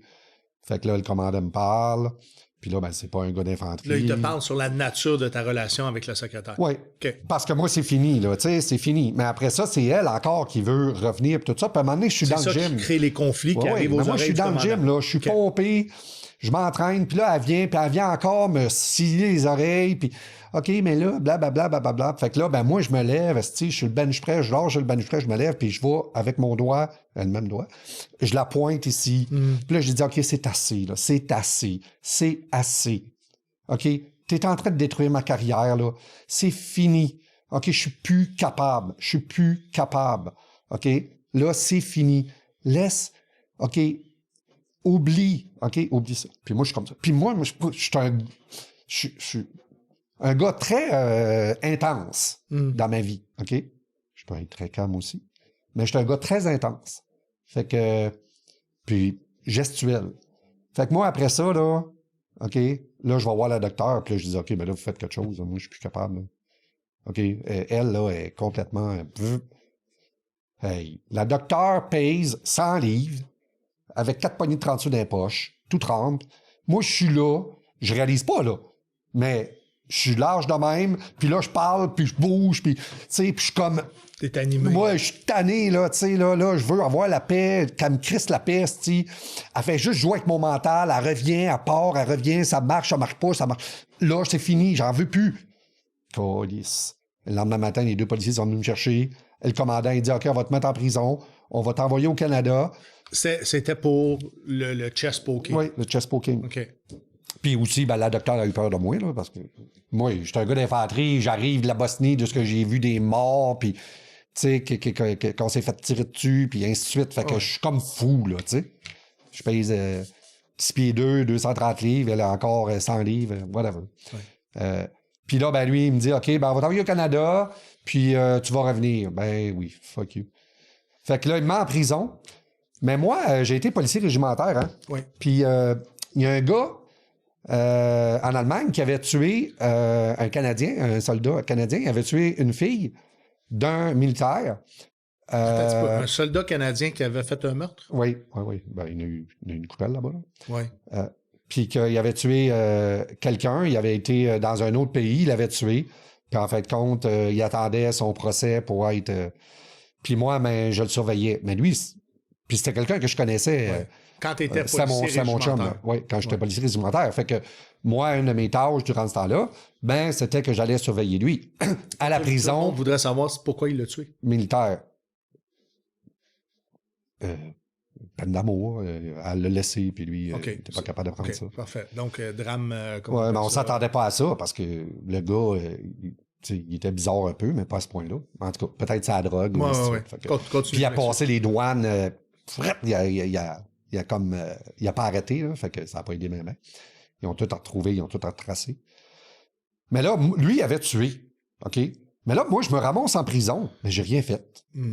C'est juste à cause que j'étais un 22 puis tout ça, puis je l'ai juste poké ici. Je l'ai pas battu, j'ai rien fait. Puis là, je me rappelle, là, ils m'ont enlevé mes lacets en plus. C'est ça que j'avais fait avec l'autre. Ouais. Parce que là, ils voulaient pas que je me prenne. Oui, puis des assiettes en plastique, puis tout. T'étais RP, de toute façon, tu savais la procédure. Puis là, puis moi, j'étais le seul 22 choisi dans l'unité, là. OK? Fait que là, je représente le 22, là. Fait que dans ma tête, là, c'est tabarnak. Oui, exactement. Donc... C'est ça. Fait que là, qu'est-ce que je fais ici, là? Puis là, je me rappelle, je me pinçais, là, jusqu'au sang pour savoir si c'était vrai ou que c'était pas vrai. Ouais. Là, après ça, ils me mettent dans un avion privé avec 2 policiers, puis ils me descendent à Ottawa. En arrivant à Ottawa, ils me mettent dans une chambre de fou. Tu sais, les chambres que tu Isolation. Isolation, là, que les murs, tout blanc, ça, tout est blanc. Là. Je capotais. Je débarque de l'avion, une ambulance m'attend. Parce que tu voulais mettre fin à tes jours? Non. C'est lui, là. Il m'a emmené au Canada, mais avec une sécurité que... J'étais un tueur, un assassin, whatever. Tu sais, puis j'avais rien fait, câlisse. J'avais juste comme pointé. T'as-tu un procès par voie sommaire, une cour martiale? Non. Écoute ça. Ouais. Il m'a envoyé ici directement. Les autres n'étaient pas capables de dealer avec ça, là, parce que moi, j'étais le bras droit du chef là-bas, là. Tu sais, j'étais quelqu'un que tout le monde connaissait, puis tout le monde respectait, puis tout le monde aimait. J'étais un bon gars là-bas, là, tu sais. Fait que là... je débarque, je m'en vais dans sa chambre-là. Le lendemain matin, il m'emmène à Valcartier. À Valcartier, j'arrive là. Là, je sais pas trop comment ça s'est passé, mais la même journée, un moment donné, il m'emmène une chambre, puis là, je commence à dépacter mes affaires, parce que moi, c'est pas moi qui les ai empaquetées. Fait que là, je vois qu'ils ont empaqueté mes affaires, mais ils ont tout regardé dans mes affaires, parce que tout ce qui est par rapport à elle, des photos, on a fait un voyage ensemble, on a fait une marche là, qui est reconnue là-bas ensemble, on s'est entraînés ensemble, on a fait des affaires très dures physiquement ensemble. Fait que j'ai un paquet de photos, j'ai des lettres qu'elle m'a écrites, puis tout ça est parti. Fait qu'elle a fait une saisie illégale de tes affaires. Fait que là, ils ont pris mes choses, ils ont passé au travers, puis ils ont tout fait ça. Moi, quand j'ai vu ça, là, j'étais piqué une calice de crise, ils ont été obligés de m'attacher. J'étais comme dans fucking exorciste, je voulais capoter. Ils ont appelé le psychiatre. Le psychiatre, je le connaissais même pas, je viens d'arriver. J'ai appelé le psychiatre, puis le psychiatre, s'il est venu, je me rappelle, il était assis devant le lit, puis moi, je gueulais, puis je criais, puis j'étais en tabarnak, puis je criais, puis... Tu sais, j'étais pas fou, câlisse. Puis là, ben, à un moment donné, j'ai encore le psychiatre, j'ai dit, « Chris, fais quelque chose, asti, tu vois bien que je suis pas normal, je suis fou. » Ben, pourquoi t'agis de même? Ben, là, j'y compte un peu qu'est-ce qui est arrivé, puis je dis, pourquoi j'ai déclenché, c'est à cause des photos. Puis il me dit, ben calme, il dit, ben, t'es pas fou. Pas mal tout le monde réagirait comme ça. Quand on va fouiller dans les affaires personnelles, quand quelqu'un se fait voler, on va fouiller dans son intimité. Parce que c'est une saisie illégale. Oui, puis tout ça, c'est illégal. Mais tu comprends que peut-être... J'ai même pas été jugé. Ils ont voulu ramasser de la preuve pour ta relation. Oui, je sais. Oui, mais il n'y a pas eu de procès, rien. Là, mon unité est venue. Mais combien de temps t'as passé en détention? En détention, 2-3 jours jusqu'à temps qu'ils organisent. OK. Donc, 2-3 jours à Israël Ouais. en détention. Tu arrives au Canada, ils te replacent en détention jusqu'à temps que. J'arrive à Valcartier. Ben, il fouille dans tes affaires, puis là, tu pètes une coche, tu te retrouves d'une chambre Ouais. capitonnée. Ouais. Mais cette chambre-là, es-tu à l'hôpital de la base? Non, la chambre capitonnée est à Ottawa. OK. Donc, C'est juste pour la nuit. OK. Puis après ça, je pars, puis je m'en vais en ambulance à Valcartier. Puis là, C'est dans ta transition. la prison que je fais, tu sais, c'est un camp. Fait que la prison, la vitre, le club, il est là. Puis moi, je suis en prison là. Puis je peux parler au monde. Fait que là, le monde qui me juge pas vient de me voir et dit « Mais qu'est-ce que tu fais en prison? Ouais. » Je peux leur parler, c'est juste un grillage. Il n'y a même pas de vitre. Ouais. Je peux leur parler. Puis ils me demandent « Mais qu'est-ce que tu fais là? » Puis là, ben moi, tu sais, je le dis, j'ai rien fait. Tu sais, aujourd'hui, j'ai changé ma perception parce qu'on est responsable de nos actes, no matter what. On pense de mettre la faute sur tout le monde, mais j'ai des torts là-dedans aussi. Là. Uh-huh. Mais, puis là, ben, ça, c'est là que l'armée embarque. Là, là je suis là. Là, mon unité vient me voir. Le adjudant-chef vient me voir. Il dit « OK, c'est ce qui s'est passé, blablabla, blablabla, blablabla. OK. » Fait que là, ben moi, je parle aux autres. Une semaine après, je suis parti, je suis rendu à mon unité, puis je recommence à travailler. Comme si de rien n'était. Bye bye. J'ai jamais retourné en Israël. Fait que Puis là, t'as jamais eu de conséquences non plus de Non. ces actions-là que Non, t'avais posées. non, parce que c'est une histoire de fille. Moi, j'ai fait ma job là-bas, puis tout ça. Puis à un moment donné, la fille, elle a appelé au bataillon. Puis là, l'adjudant-chef, fille, j'étais un samedi. C'est encore la secrétaire? Oui. C'était un samedi. Là, l'adjudant-chef, il m'appelle. Ah non, moi, j'étais off. L'adjudant-chef m'appelle, là, il dit « Tu t'en viens dans mon bureau, puis tout de suite. » Ben là, j'ai dit « Je peux pas. » Il dit « Viens-t'en, puis tout de suite. Fait que là, il fait rentrer au bureau. Il dit « OK, c'est quoi, là, cette affaire de cette fille-là, là? Elle vient d'appeler, là, ici, là. Il dit « Ah, tu as appelé? Tout ce qu'elle dit? Qu'est-ce que tu fais? » Tout. J'ai dit « Le moment qu'ils vont comprendre que c'est elle le problème, tout va se régler. » Puis à un moment donné, ben... quoi? Que d'avoir quitté la relation? Non, elle m'accusait de full affaire, là. Tu sais? Fait que moi, lui, il pensait que c'était vrai. Mais lui, il prenait ma parole parce qu'il me connaissait. Puis moi, j'ai dit non, tout est faux. Tout est faux. OK? Puis là, ben, lui, il savait l'histoire un peu. Puis de travailler avec des métiers, puis là, un 22. Puis, en tout cas. Puis à un moment donné, ben, ils ont commencé à interroger elle aussi. Oui. Puis ça s'est avéré que c'est elle qui est obligée d'aller... Ils ont réalisé qu'elle avait fait des fausses allégations, qu'elle avait besoin d'aide elle aussi. Ben, il n'y a pas eu comme d'accusation et tout ça. Au travers de tout ça, tu as réussi à faire 35 ans de service. Tu es arrivé au maximum de ce que tu pouvais faire. Oui, 35 ans. Tu n'aurais pas pu faire plus que ça. Oui, j'aurais pu, mais c'est parce qu'ils voulaient me poster à Toronto, puis moi, je ne l'ai pas eu. Ça ne t'intéressait pas? Non. À ce moment-là, tu savais que... En fait, on va parler de santé mentale. Parce que tu m'as dit qu'aujourd'hui, tu influences beaucoup le comportement des gens qui souffrent d'un PTSD parce que toi-même, tu as découvert, je peux-tu dire une médecine alternative? Oui. Oui. Qui t'a aidé, toi, dans ton rétablissement de PTSD jusqu'à même prétendre que tu ne ressens plus les symptômes de la maladie. Oui. Il y en a même qui vont prétendre que c'était peut-être même pas un PTSD qui t'a été diagnostiqué, mais peut-être plus une blessure de stress opérationnel, ce qui fait en sorte que tu es plus ou moins à l'aise avec ça parce que la démarche que tu as faite, pour toi, tu y crois. C'est pas tout le monde qui partage cependant ton opinion, mais j'aimerais ça t'entendre là-dessus. Qu'est-ce qui est arrivé dans ta vie? Puis je pense que c'est en 2017, tu souffrais beaucoup de symptômes de PTSD, puis on peut comprendre avec juste ce qu'on a pu relater dans le podcast. Qu'est-ce qui arrive dans ta vie qui fait une grande différence?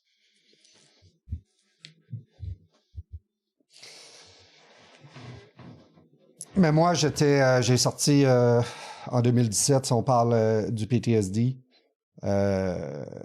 parce que durant la carrière, il y a eu des accidents aussi, il y a eu beaucoup de choses. Je me suis vu mourir une couple de fois, les morts, les balles, les bombes, ainsi de suite. Ces images-là.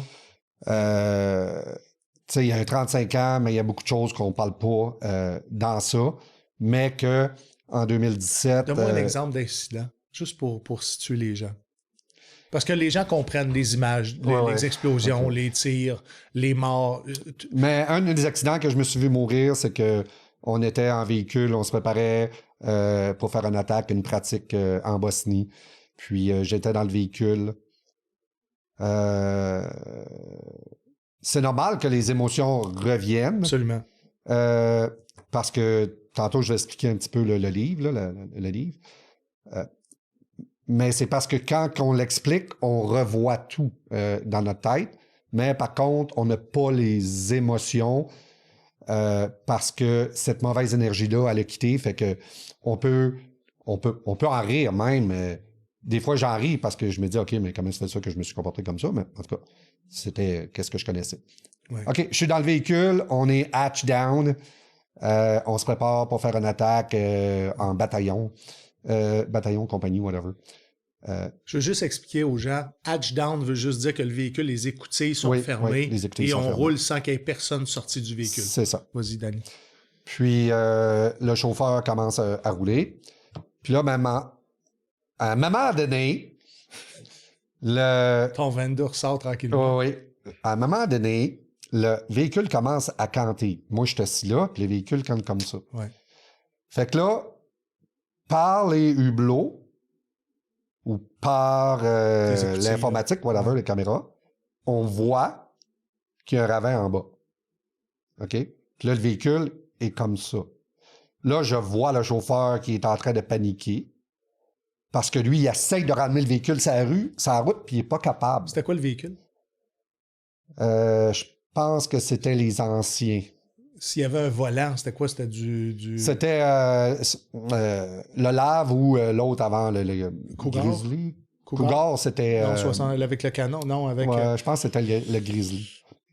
Puis là, on est en Bosnie, fait qu'on a toutes les armes, les bombes, OK, c'est une attaque à la live, la vraie munition. Ouais.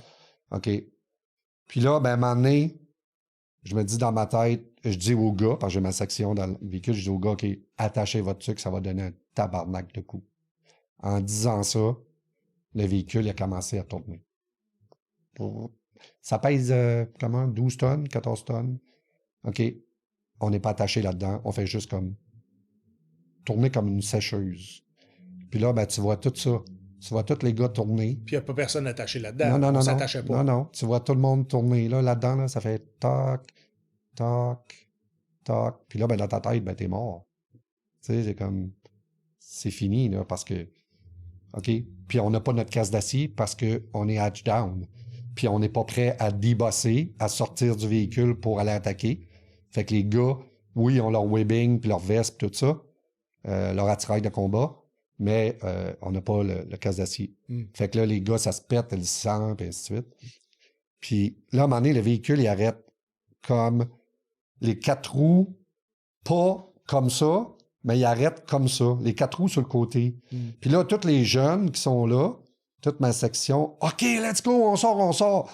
Moi, je sais pas, Dieu ou whatever. Là, j'ai dit, il n'y a pas un calice de ça qui bouge. En disant ça, le véhicule, il a fait toc. S'il arrêtait en train de sortir, là, il y a quelqu'un qui a été écrasé. Ça aurait été fini. Fait que vous étiez dans le ditch à ce moment-là? Oui, t'es dans le ditch. Arrêté par des arbres? Non. On a arrêté. À la fin. Le tower de Spare aussi est parti. Les armes, en tout cas, tout était... Fait qu'on était dans le ditch. Puis là, on commence à sortir. Parce que le véhicule, il est complètement les 4 roues dans les airs. Ouais. Puis là, moi, je sors du véhicule. Puis là, le monde, ils ont vu qu'on avait tombé. Puis là, ils regardent. Puis les autres, ils bougent pas. Dans le fond, oui, par en arrière, les portes. Puis il avait été squeezé un peu. Fait qu'on a forcé un peu pour sortir. Puis là, on voit le monde en haut, mais je vois le monde en haut, mais ils bougent pas. Ils descendent pas pour nous aider. Mais c'est une méchante drop, tu sais. Ouais. Combien de pieds à peu près? Ah, je sais pas. Je pense qu'on a roulé, je sais pas, 5 fois, 6 fois que ça a tourné. Là. Puis là, ça paraissait pas gros. Puis c'est pour ça que le monde, OK, il a fait 5-6 tonneaux en véhicule. Fait que c'est pas grave, tu sais, c'est comme... En tout cas, on sort de là. Là, je regarde tout le monde, c'est tout le monde sont correct, ainsi de suite. Puis là, à un moment donné, On essaie de trouver le chauffeur. Ben là, on trouve pas le chauffeur. OK? Ben, il est où le chauffeur? Puis là, on trouve le chauffeur, mais c'est de la terre. Puis pourquoi c'est de la terre? Parce que lui, son hatch, il a ouvert. OK. Durant qu'il tournait. Ouais. Puis qu'est-ce qu'il a fait? Il s'est mis les mains comme ça. Pour pas se faire égraser la tête. Ouais. Fait que là, on sort de là. Là, ça, c'est un bout un peu flou. Je sais pas si j'ai monté. Il y a quelqu'un qui est venu. En tout cas, j'ai pris le lead. OK, tout le monde est beau. Là, on a embarqué dans l'ambulance. On nous a emmenés à l'hôpital. Pas à l'hôpital, parce qu'on était comme en exercice. Ouais. Fait que là, j'arrive pour débarquer de l'ambulance. Je me lève debout. Paf! La face à terre. Parce que j'ai marché sur l'adrénaline parce que mon iliotibial, ici, du côté gauche, le ligament était coupé. Fait que je marchais sur l'adrénaline. Fait que quand il n'y avait plus d'adrénaline, mais quand je débarquais de l'ambulance, paf, j'ai tombé. Puis là, ben, quand t'es là, ben, c'est normal. Mais quand t'arrives à l'hôpital, ben là, whoop, t'es en état de choc, là, tu bouges plus, esti, tu sais, tu sais plus qu'est-ce qui se passe. Là, après ça, ils ont pris un hélicoptère, ils sont venus nous chercher en hélicoptère, ils nous ont évacués, là, super vite fait. Puis je suis allé à l'hôpital pendant peut-être 15 jours dans un autre hôpital, là, avec les Américains ou NATO, whatever. Je suis resté là, puis après ça, j'ai retourné sur mon tour. Puis c'est arrivé au mois d'octobre, c'est ça, octobre 2001, puis là, le burn-out en 2002. C'est fort, l'adrénaline, hein? Oui, l'adrénaline, c'est très fort. Tu connais Mario Mercier, hein? Oui. Feu Mario Mercier, puis les sympathies à la famille, parce que moi aussi. On parle de lui. Il a été mon adjudant de peloton pendant 5 ans, puis j'étais pas là lorsque Mario est décédé en Afghanistan. Mais il y a eu un engin explosif improvisé qui a explosé. Puis Mario a été victime du feu et ça l'a atteint une partie de son corps. Puis les gars me rapportaient que l'adrénaline est tellement forte que même après cet incident-là, Mario était debout à essayer de donner des ordres, puis il était sévèrement magané jusqu'à après ça tomber au sol, mais c'est ça que j'avais dans la tête par rapport à quel point l'adrénaline est forte, puis t'es un autre exemple qu'à un moment donné, même si c'est des blessures qui peut t'amener vers la mort, ben le corps est capable encore de fonctionner sous l'adrénaline. Oui. Ceci dit, je voulais pas aller là nécessairement, mais comme je vous ai dit, je le vis là, fait que vous le vivez avec moi, puis c'est ça que vous avez. Donc, qu'est-ce qui arrive? Puis là, on comprend un des incidents que tu as pu vivre, donc la peur de mourir. Puis en plus, j'ai senti qu'il y avait un jugement en haut de la part de tes pères qui disaient « C'est pas si grave que ça, là, ce qui vient d'arriver. » Oui, ben c'est parce que les autres, ils n'étaient pas dans le véhicule. Mais toi, tu le processais complètement différemment parce que tu l'avais vécu différemment, puis ta section. Tu fais ça avec un véhicule. Absolument. Et en Afghanistan, on a eu d'autres décès aussi d'un véhicule VBL3 qui a versé. Un bête accident aussi et nos sympathies à la famille. Qu'est-ce qui arrive dans ta vie qui fait une différence sur les symptômes du syndrome de stress post-traumatique? C'est que moi, quand j'ai sorti de l'armée, avec tous les tours puis tout, j'ai vu anciens combattants, puis je souffrais pas de PTSD. J'avais pas ces cauchemars-là, j'avais pas cette vie pas de marde, mais en tout cas, ces moments où cette vie-là, en tout cas, j'avais pas ça. Puis là, ben, anciens combattants, ils ont dit, OK, mais là, tu devrais peut-être commencer à avoir une psychologue, parce que là, avec tout ton dossier, puis là, j'en ai dit à peu près ça de C'était quoi ton diagnostic? Severe PTSD. OK, donc il t'avait diagnostiqué un PTSD. Oui, j'avais tout, là, la chatte, là, qui garde, là. Oui. Même si tu ne rencontrais pas plusieurs symptômes de la maladie. Exemple, les cauchemars. Oui, mais c'est ça, ben j'avais tout ça. Ah, tu l'avais? Oui. OK, je pensais que j'avais compris le contraire. Non, j'avais tout ça. Tu avais tous les symptômes. Oui. Puis, mais, quand j'ai sorti, j'avais pas ça. OK? J'étais normal. Fait que j'ai parlé avec mon ex, j'ai dit, OK, ben là, j'y vais dessus. Tu sais, je souffre pas encore lisse. Pourquoi j'irais? J'ai une pension d'ancien combattant, mais oui, ça, je souffre. Mais pourquoi j'irais voir un psychologue? Fait que les cauchemars te dérangeaient pas? Non, j'en avais pas. OK. J'avais pas le PTSD quand je suis sorti des forces. J'étais normal. Donc, tu n'avais pas de symptômes de PTSD? Non, j'avais rien. Ben, je vais te dire comment même ça a commencé. Même pas d'hypervigilance un peu? Bon, oui, peut-être un peu, mais sans savoir que j'avais ces symptômes-là. Oui. C'est comme si la maladie n'avait pas comme fait surface. Non, parce que là, quand elle a fait surface, elle n'inquiète pas, je l'ai su en calice. Explique-moi ça. Là, quand que j'ai commencé à voir la psychologue, puis là, ça faisait 1 an, puis à un moment donné, en avril 2018, je suis assis chez nous. Ça, je l'ai revis, là, puis je risque peut-être d'être intense un peu, là. C'est correct. T'as l'aise avec ça, moi. Je suis assis chez nous, je suis toute seule, puis là, ben, il y a un couteau, une fourchette qui tombe à terre, je sais pas quoi. Puis là, ben, ma vie, en une fraction de seconde, elle change. Parce que là, mon cerveau me ramène exactement à une situation que j'ai vécue quand il y a une bombe qui a tombé à côté de nous autres. J'entends le bruit, je vois la fumée, je vois la scène, je ressens la température, je vois que je suis habillé en combat, je revis exactement la scène. Juste avant, on s'avait fait tirer, la .50 tirait, puis il fallait aller à cette maison-là. J'étais avec le commandant, il fallait aller là. Puis là, ben, à un moment donné, ça tirait, puis là, ben, OK, il faut avancer. Puis là, à un moment donné, OK, ben là, on avance. Même si ça tire, Chris, on passe au travers des tirs.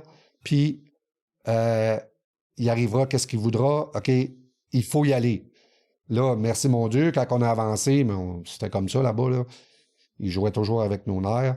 Fait que quand on a avancé, ils ont arrêté de tirer. Là, on arrive, on est en train de discuter. Les bombes, ça tombe un peu partout. Ils sont loin, là. Ils sont peut-être, je sais pas moi, 200 mètres, tu sais. 200-300 mètres, c'est... OK. Puis là, ça tombe. Puis là, ben, nous autres, on parle. Puis on est habitués que les bombes tombent, là. Tu sais, c'est pas... Au début, là, on stressait parce qu'il y en a une qui tombait à 1 kilomètre, tu sais. Puis après ça, là, c'était comme... OK. Ben là, à un moment donné, il y en a une qui tombe. Puis c'est du 155. Puis elle tombe proche. T'es grasse par terre. Tu sais, tu vois ça dans les films, puis tu l'as vu probablement en Afghanistan. La force de l'explosion, hein? La force de l'explosion, puis tout ça. Puis moi, je suis assis dans mon salon, câlisse. Puis ça, là, ça a été gardé là, dans mon reptilien, là, pour le cerveau, là. Fait que là, t'as une reviviscence de ce que t'as vécu. Tout. Puis là, ben, à partir de là, ma vie... C'est... là, je vais voir la psychologue. J'étais content parce que je voyais un psychologue, fait que je me suis pas tué. Fait que... Je savais que c'était pas le burn-out. Puis là, j'étais allé la voir. Puis 6 mois après, ben, avec toutes les autres expériences qui m'est arrivées, là, elle a dit... elle était comme... Je vais pas te dire ça pour... Ah, ben moi... Non, c'est parce qu'elle me dit que j'étais extrêmement résilient parce qu'il y avait beaucoup de personnes qui allaient la voir puis il y avait une situation de fucking... Non, excusez, là. De PTSD. Puis que les autres, il y avait de la misère à en parler, il y avait de la misère à en discuter. Puis moi, ben, c'était une en arrière de l'autre. Ouais. Il y en a arrivé 7, je pense, au total. Puis... C'est pas tous les êtres humains qui sont constitués de la même façon. Ouais, ben c'est ça. Puis j'aime pas ça, parce qu'elle disait, t'es extrêmement résilient, t'es résilient. Puis moi, je comprenais pas, parce que, bon, OK, j'ai survécu à ça, puis ça te l'est. Mais quand ça s'est réveillé, par exemple, ça a transformé ma vie. Là. Total. Les cauchemars, là, que... Hey, ouais, des cauchemars, là. Ah, je peux pas croire qu'il y a du monde qui vive avec ça dans leur tête. Enlève ça de ta tête. C'est pas vivable. C'est le sang, c'est les couteaux, c'est les enfants qui sont là-dedans. Moi, je vivais pas, je survivais. Je t'ai fait des affaires, là, que ça se peut pas que j'aie fait ça, puis aujourd'hui, ben, j'en veux pas. Puis ça se peut pas que j'aie fait ça avec mes enfants aussi, ben, comme tu l'as vu avec un autre podcast. Mais je l'ai fait, puis j'ai pas de culpabilité. Parce que tu parlais que ta fille, à un moment donné, est arrivée dans la maison, et toi, ta perception, c'était qu'elle se faisait courir oui, après quelqu'un qui en voulait pour sa vie. Oui. Puis ta réaction a été disproportionnelle, c'était pas dans... était pas dans le moment présent, elle était à terre. Comme je t'ai dit tantôt, 250 km à la seconde, une pensée, une énergie qui traverse tes connexions neuronales. Puis moi, je pense que le PTSD, c'est 2500 km. En tout cas, tu penses pas. C'est comme quand ta fille, elle te manque de respect, là, tu vas te choquer, ça va dire, ah, ben là, OK, mais le PTSD, on dirait, c'est comme, c'est pas, c'est plus vite, c'est comme une, tu sais, il tombait quelque chose à terre, là, c'était comme, hey, je te sursautais ça, là, haute comme ça, j'étais plus capable d'aller nulle part, j'étais plus capable, j'avais une grosse maison, j'avais plus de vie, je survivais. Au travers de ça, j'ai eu la séparation, mais c'est moi qui ai mis terme à la séparation parce que c'était rendu toxique avec la relation, puis aussi comment que les enfants se faisaient traiter là-dedans. Puis moi, j'avais le PTSD là-dedans, mais j'ai mis fin à la relation parce que c'était... Moi, j'étais capable de me voir parce que j'ai mis fin à la relation en 2019. Fait que ça faisait 1 an avec le PTSD. Puis, mais j'étais capable de voir que non, moi, j'ai pas grandi comme ça, puis mes enfants ne grandiront pas comme ça, tu sais. Puis, avec ma tête aussi, mais je pensais que j'allais devoir vivre avec cette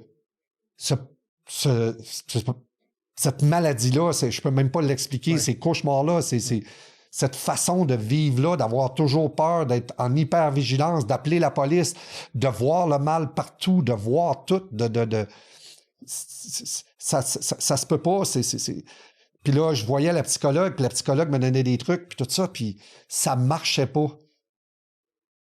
Mais moi... Tout ce que ce qu'on te proposait en psychothérapie, ça te parlait pas. Non. Ça fonctionnait pas. Non, parce qu'elle n'a pas été, Chris, assise sur le terrain. Elle sait pas de qu'est-ce qu'elle parle. Elle était gentille. Elle m'a sauvé la vie. Parce qu'elle m'a sauvé la vie.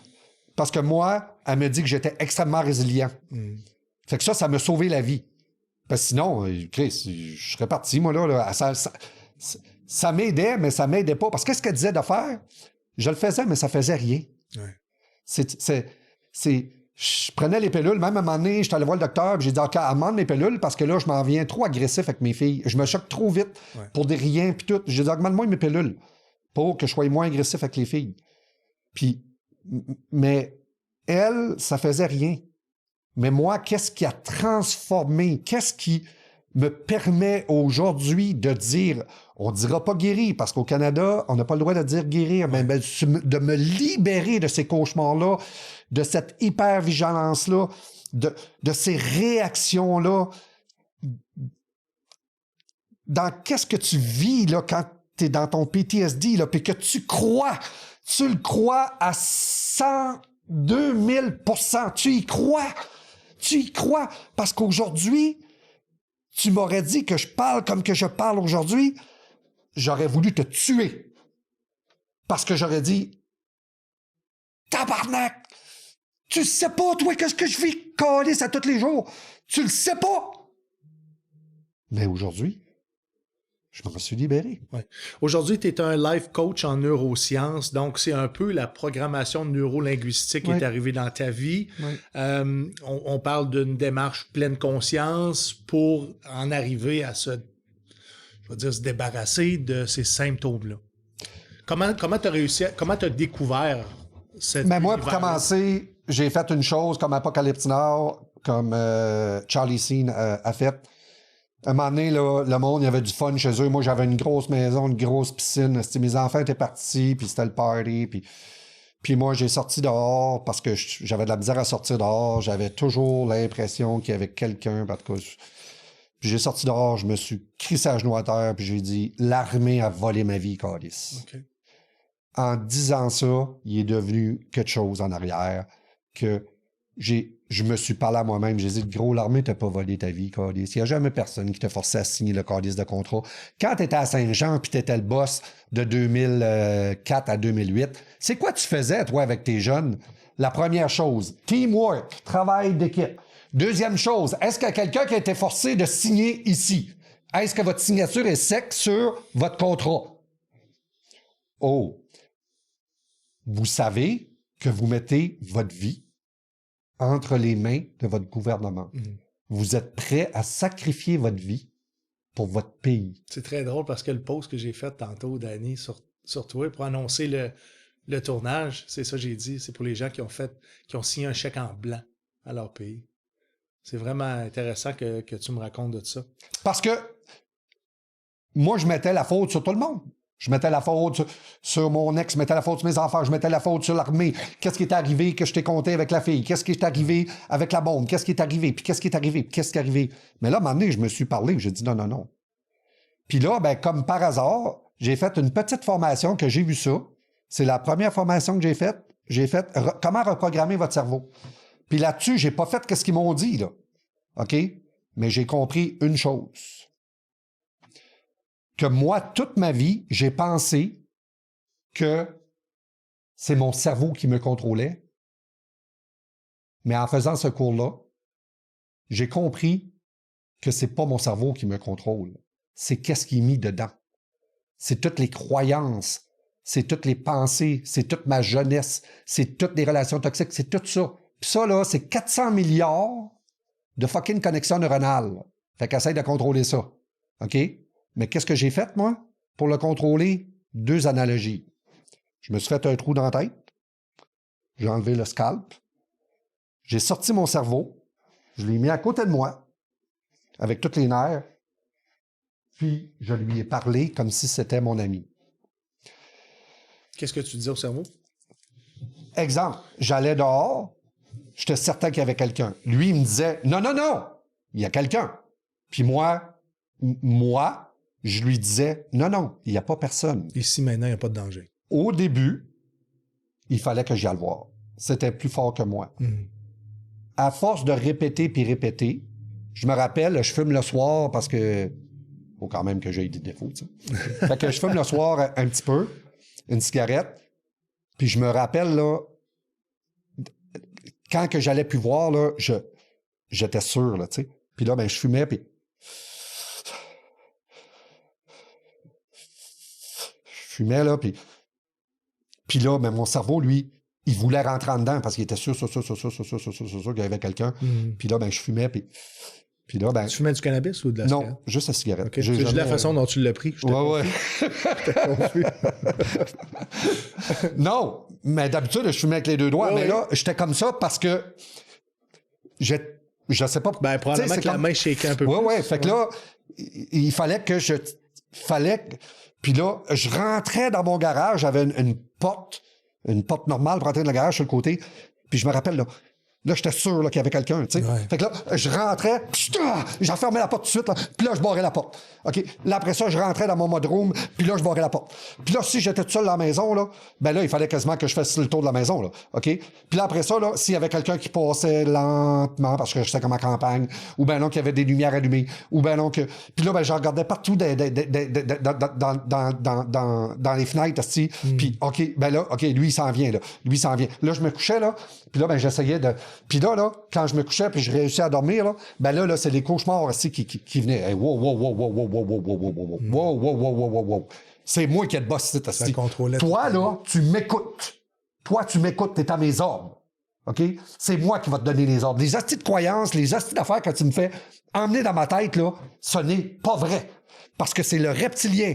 Ça, là, c'est quand que un PTSD, là, c'est paf.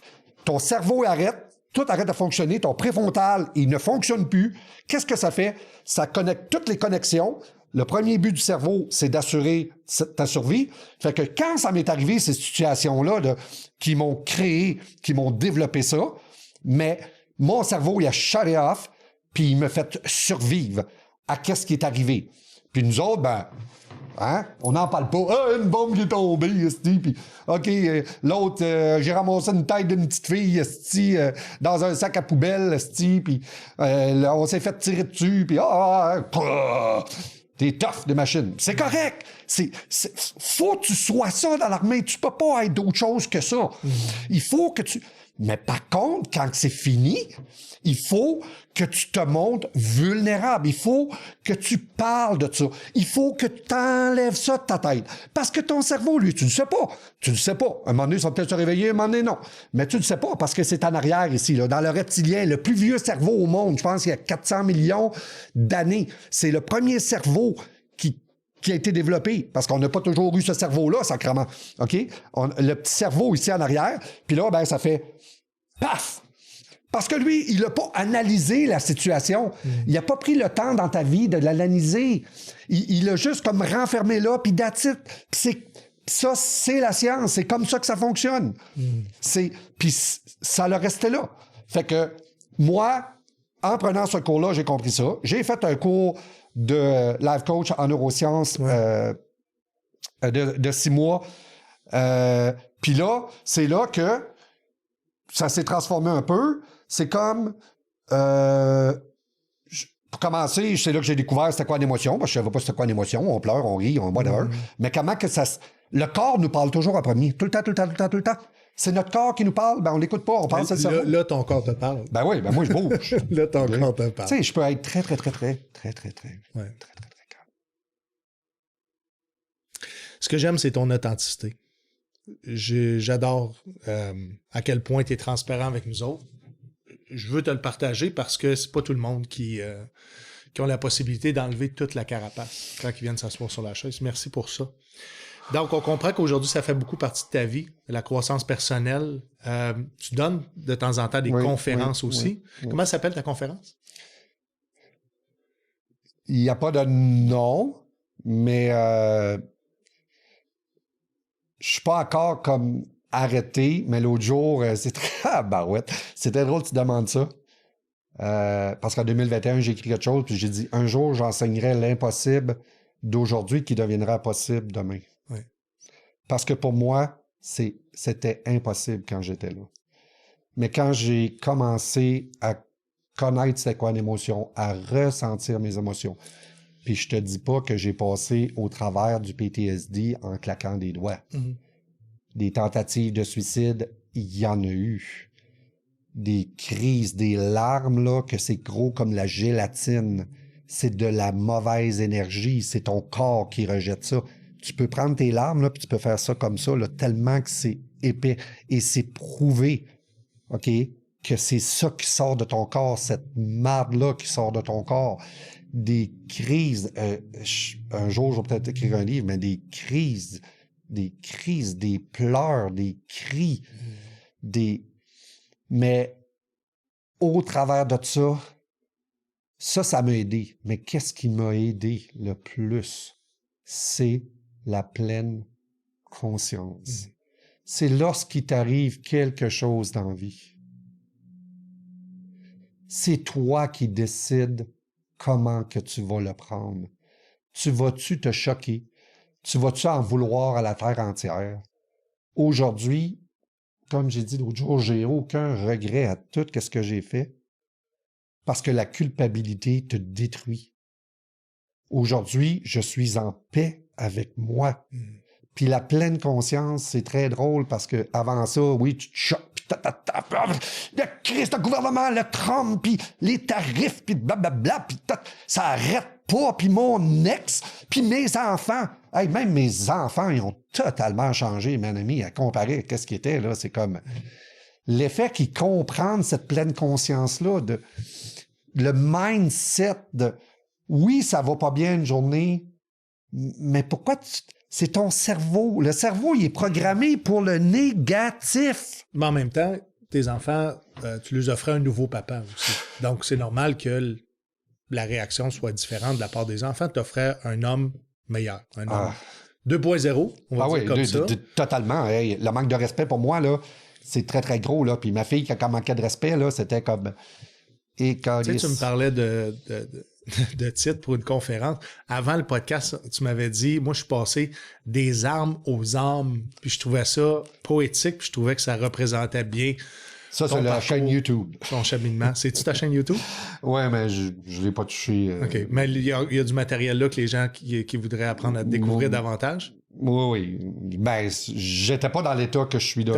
T'as pas de l'air très fier de ce qu'il y a là-dessus? Non. C'est parce que là, c'est le niveau de conscience que j'avais dans ce temps-là. Tu sais. Oui. J'étais libéré comme ça, mais maintenant, je suis vraiment plus conscient parce que maintenant, je ressens les énergies. Je crois, mais nous croyons, et la science, que tout est vibration. Même je te parle maintenant, puis il y a des vibrations, les téléphones qu'on se parle, les caméras, tout est magnétique. Fait qu'il y a un champ magnétique qui se dégage de nous autres. Il y a de l'énergie qui se dégage quand on parle. Donc, on peut dire que tu es un woke de pleine conscience. Oui, mais je suis pas comme... oui, je médite, puis une affaire qui... La spiritualité au travers de ça? Oui, oui. Puis, oui, spiritualité, mais c'est parce que je médite beaucoup, puis depuis que je médite beaucoup, que je suis capable de descendre vraiment les ondes cérébrales, parce qu'il y a des ondes cérébrales, il y a la bêta qu'il faut que tu fonctionnes, après ça, il y a l'alpha, puis après ça, theta, puis whatever. Puis, mais quand tu descends dans le theta, là, ton cerveau, là, il prend quasiment d'électricité là, pour je sais pas combien de milliards de téléphones en une journée. Mm-hmm. C'est ça que ton cerveau prend. Mais là, toi, quand tu es dans ta liste d'épicerie, puis tu es dans ton bêta, puis tu fonctionnes, c'est correct, tu n'as besoin du bêta, faut que tu marches. Mais quand tu baisses ça, là, tu t'en vas dans la méditation, là, puis tu t'en vas à la même place que juste avant de dormir, mais tu t'endors pas, là. Mais toute l'énergie qu'il y a dans ton cerveau, là, ben là... Puis là, ben, c'est toi qui décides de la vie que comme tu veux. Comme une genre de semi-hypnose. Ouais. Puis là, c'est toi qui décides qu'est-ce que tu veux. Le cerveau, lui, qu'est-ce qu'il va faire? Il va juste écouter tes ordres, c'est ouais. Pas dur, c'est. Danny, je peux te poser une question, puis si tu veux pas me répondre, c'est correct. Parce qu'on n'en a pas parlé. À l'enfance, tu as subi des abus sexuels. Je veux pas que tu racontes les détails, mais ces abus sexuels-là de la part d'hommes. Oui, mais moi, je vais te compter en détail, si tu veux. Parfait, mais avant, réponds à ma question. Est-ce que tu penses que ça peut avoir teinté le fait qu'il y a eu beaucoup de femmes dans ta vie? Ah, Chris, oui. Je te laisse le plancher me raconter ton histoire. Pour commencer, encore une fois, dans ce temps-là, c'était dans ce temps-là. Moi, j'ai la misère à croire que les personnes qui étaient là dans ce temps-là, qui laissaient coucher un homme de 30 ans avec un enfant de 10, 12 ans, même si le gars... OK, il a de l'air bien correct, puis tout ça. Sur le même palier de la maison, OK, puis qui voit pas que m'emmener durant la nuit, la porte s'ouvre ou n'importe quoi, ou ben non, avec mes parents, puis ma mère, elle le sait, puis j'en veux pas non plus, que, OK, ben là, je vais aller prendre une raille avec ton gars, tu sais, c'est comme, OK, on va aller prendre une raille ensemble, puis là, ben, il t'emmène dans le bois, puis... Puis là, ben, il se passe des actions. Mais dans les actions, ça, je me rappelais pas de ça. Mais maintenant, je me souviens de la senteur. Je me souviens d'où c'est que c'est arrivé, dans le lit ou dans le bois, là. Je me souviens de la senteur, de la texture, puis dans le bois, qu'est-ce que le bois sentait? Puis la personne que je revois. Mais... Sans qu'on la nomme, cette personne-là, c'est une période de confiance pour toi. C'est une personne à laquelle tu idéalâtrais, comme un idole. Tu le voyais comme un idole? Non, pas nécessairement. C'est juste que... Mais une personne de confiance. Oui, parce que tout le monde avait confiance en lui, là. Ouais. Tu sais, lui... il n'y avait pas de blonde, puis tout ça, puis personne disait rien, tu sais, dans ce temps-là, tu sais, 30 ans, 35 ans, c'était comme un vieux garçon, tu sais. Ouais. Mais personne ne disait rien, tu sais, c'est comme, tu sais, c'était un travaillant, puis tout ça, puis... il avait une bonne réputation. Oui, il avait une bonne réputation, mais ma mère, elle me laissait avec moi, là, fait que... C'est sûr qu'il y avait une bonne réputation, tu sais, c'est comme... mais... Ça, je me souviens tout de ça. Mais avant le PTSD, ou durant ma vie, je m'en souvenais plus. Non, tu l'as comme boxé, tu l'avais effacé de ta mémoire. Oui, je l'avais effacé. Mon cerveau, encore là, il l'avait mis dans le reptilien. Tu sais, c'est une situation traumatique. Toi, tu le sais pas. T'es enfant, ou même tu peux être adulte, tu peux avoir une situation traumatique, puis tu le sais même pas. Ton cerveau, lui, il fait une job, puis c'est assurer sa survie. OK? Fait que ça, il dit, puis ben, c'est sûr que lui, il disait, OK, ça, c'est notre petit secret, tu sais, puis une petite barre de chocolat, puis, OK, ça, c'est notre secret, tu peux pas en parler, tu sais, tout. Hein? On se comprend, ceux-là qui sont fait abuser, là. C'est peut-être comme ça. Puis moi, ben, je crois sincèrement que la vie que j'ai eue, puis encore là, comme tu as dit, je regrette rien, je regrette pas rien. Je regrette rien. Ma vie militaire, je l'ai adorée en dépit de tout. Parce qu'aujourd'hui, je serais pas ici, puis je serais pas capable de parler, puis je serais pas... Hey, je suis chanceux, moi, là. Je suis béni des dieux. J'ai tous mes morceaux. J'ai eu 5, 6 gros accidents. Je me suis vu mourir, les tentatives de suicide, puis tout. Puis je suis encore ici. Tu sais, je suis bien. Là, maintenant, je suis bien mentalement. J'ai tous mes morceaux. Je suis en forme. J'ai pas trop de douleur. Puis je suis libre. Puis je suis en paix avec moi-même parce que je m'aime. V'là 2 mois, je m'aimais même pas.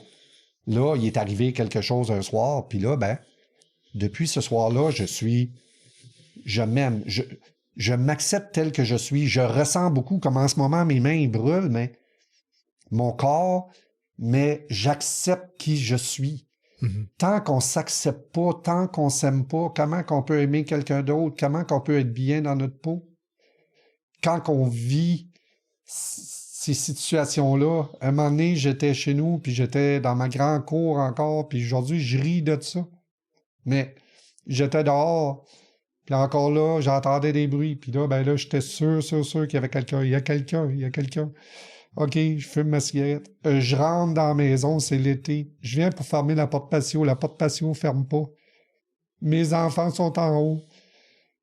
Je panique, là. Je vois l'autre personne qui est de l'autre bord, puis qui veut rentrer. Puis moi, j'essaye de fermer la porte patio, puis j'essaye, câlisse, puis là, tout se déroule dans ma tête, là, c'est comme... là, il va rentrer, là, mais il va tuer mes filles, il va couper la tête, le sang, Ah!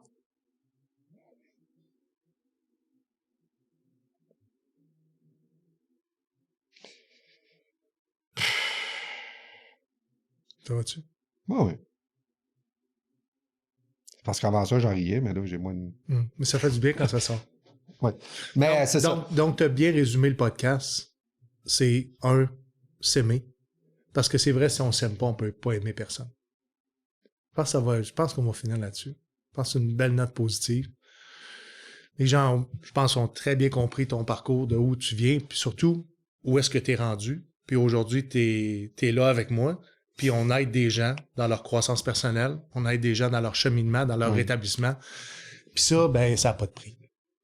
Puis tout ça ne pourrait pas exister si tu n'avais pas le passé que tu as là, si tu n'avais pas ce parcours-là, puis si tu n'avais pas été, comme la psychologue te l'a dit, extrêmement résilient. Danny Ouellet, merci infiniment d'avoir passé pratiquement 2 heures avec moi. Ça a été vraiment, vraiment intéressant. Merci de faire pour notre communauté, de le faire pour toi, je le souhaite. Merci de l'avoir fait pour moi. Je remercie les auditeurs d'avoir été à l'écoute d'un autre Soundcheck Podcast Studio. N'oubliez pas de vous abonner à la chaîne YouTube, le Soundcheck Podcast, pour tous les épisodes de façon intégrale et gratuite. Puis ça, aujourd'hui, dans un monde où les choses sont gratuites, c'est rare. Allez vous abonner à la page Facebook, le compte Instagram et mon compte personnel TikTok, Steven Bilodeau, humoriste, pour l'enregistrement. Je vous montre les coulisses à chaque enregistrement avec mon téléphone cellulaire sur la plateforme TikTok. Donc, soyez avec nous. Sinon, je vous embrasse, je vous aime. On a de la merch aussi disponible. S'il y en a qui veulent des casquettes du Soundcheck Podcast, des chandails, on a ça à vendre, juste à me contacter personnellement. Sinon, je suis plein de gratitude de vous avoir à l'écoute de ce podcast-là. Merci d'encourager un projet bénévole. Merci d'encourager notre communauté parce que c'est ce qu'on veut. On veut présenter les hommes et les femmes qui ont choisi de servir et vous montrer que c'est des hommes et des femmes comme vous, avec leur personnalité, leurs défis et leurs aspirations. Sur ce, je vous souhaite une bonne fin de journée. Ciao!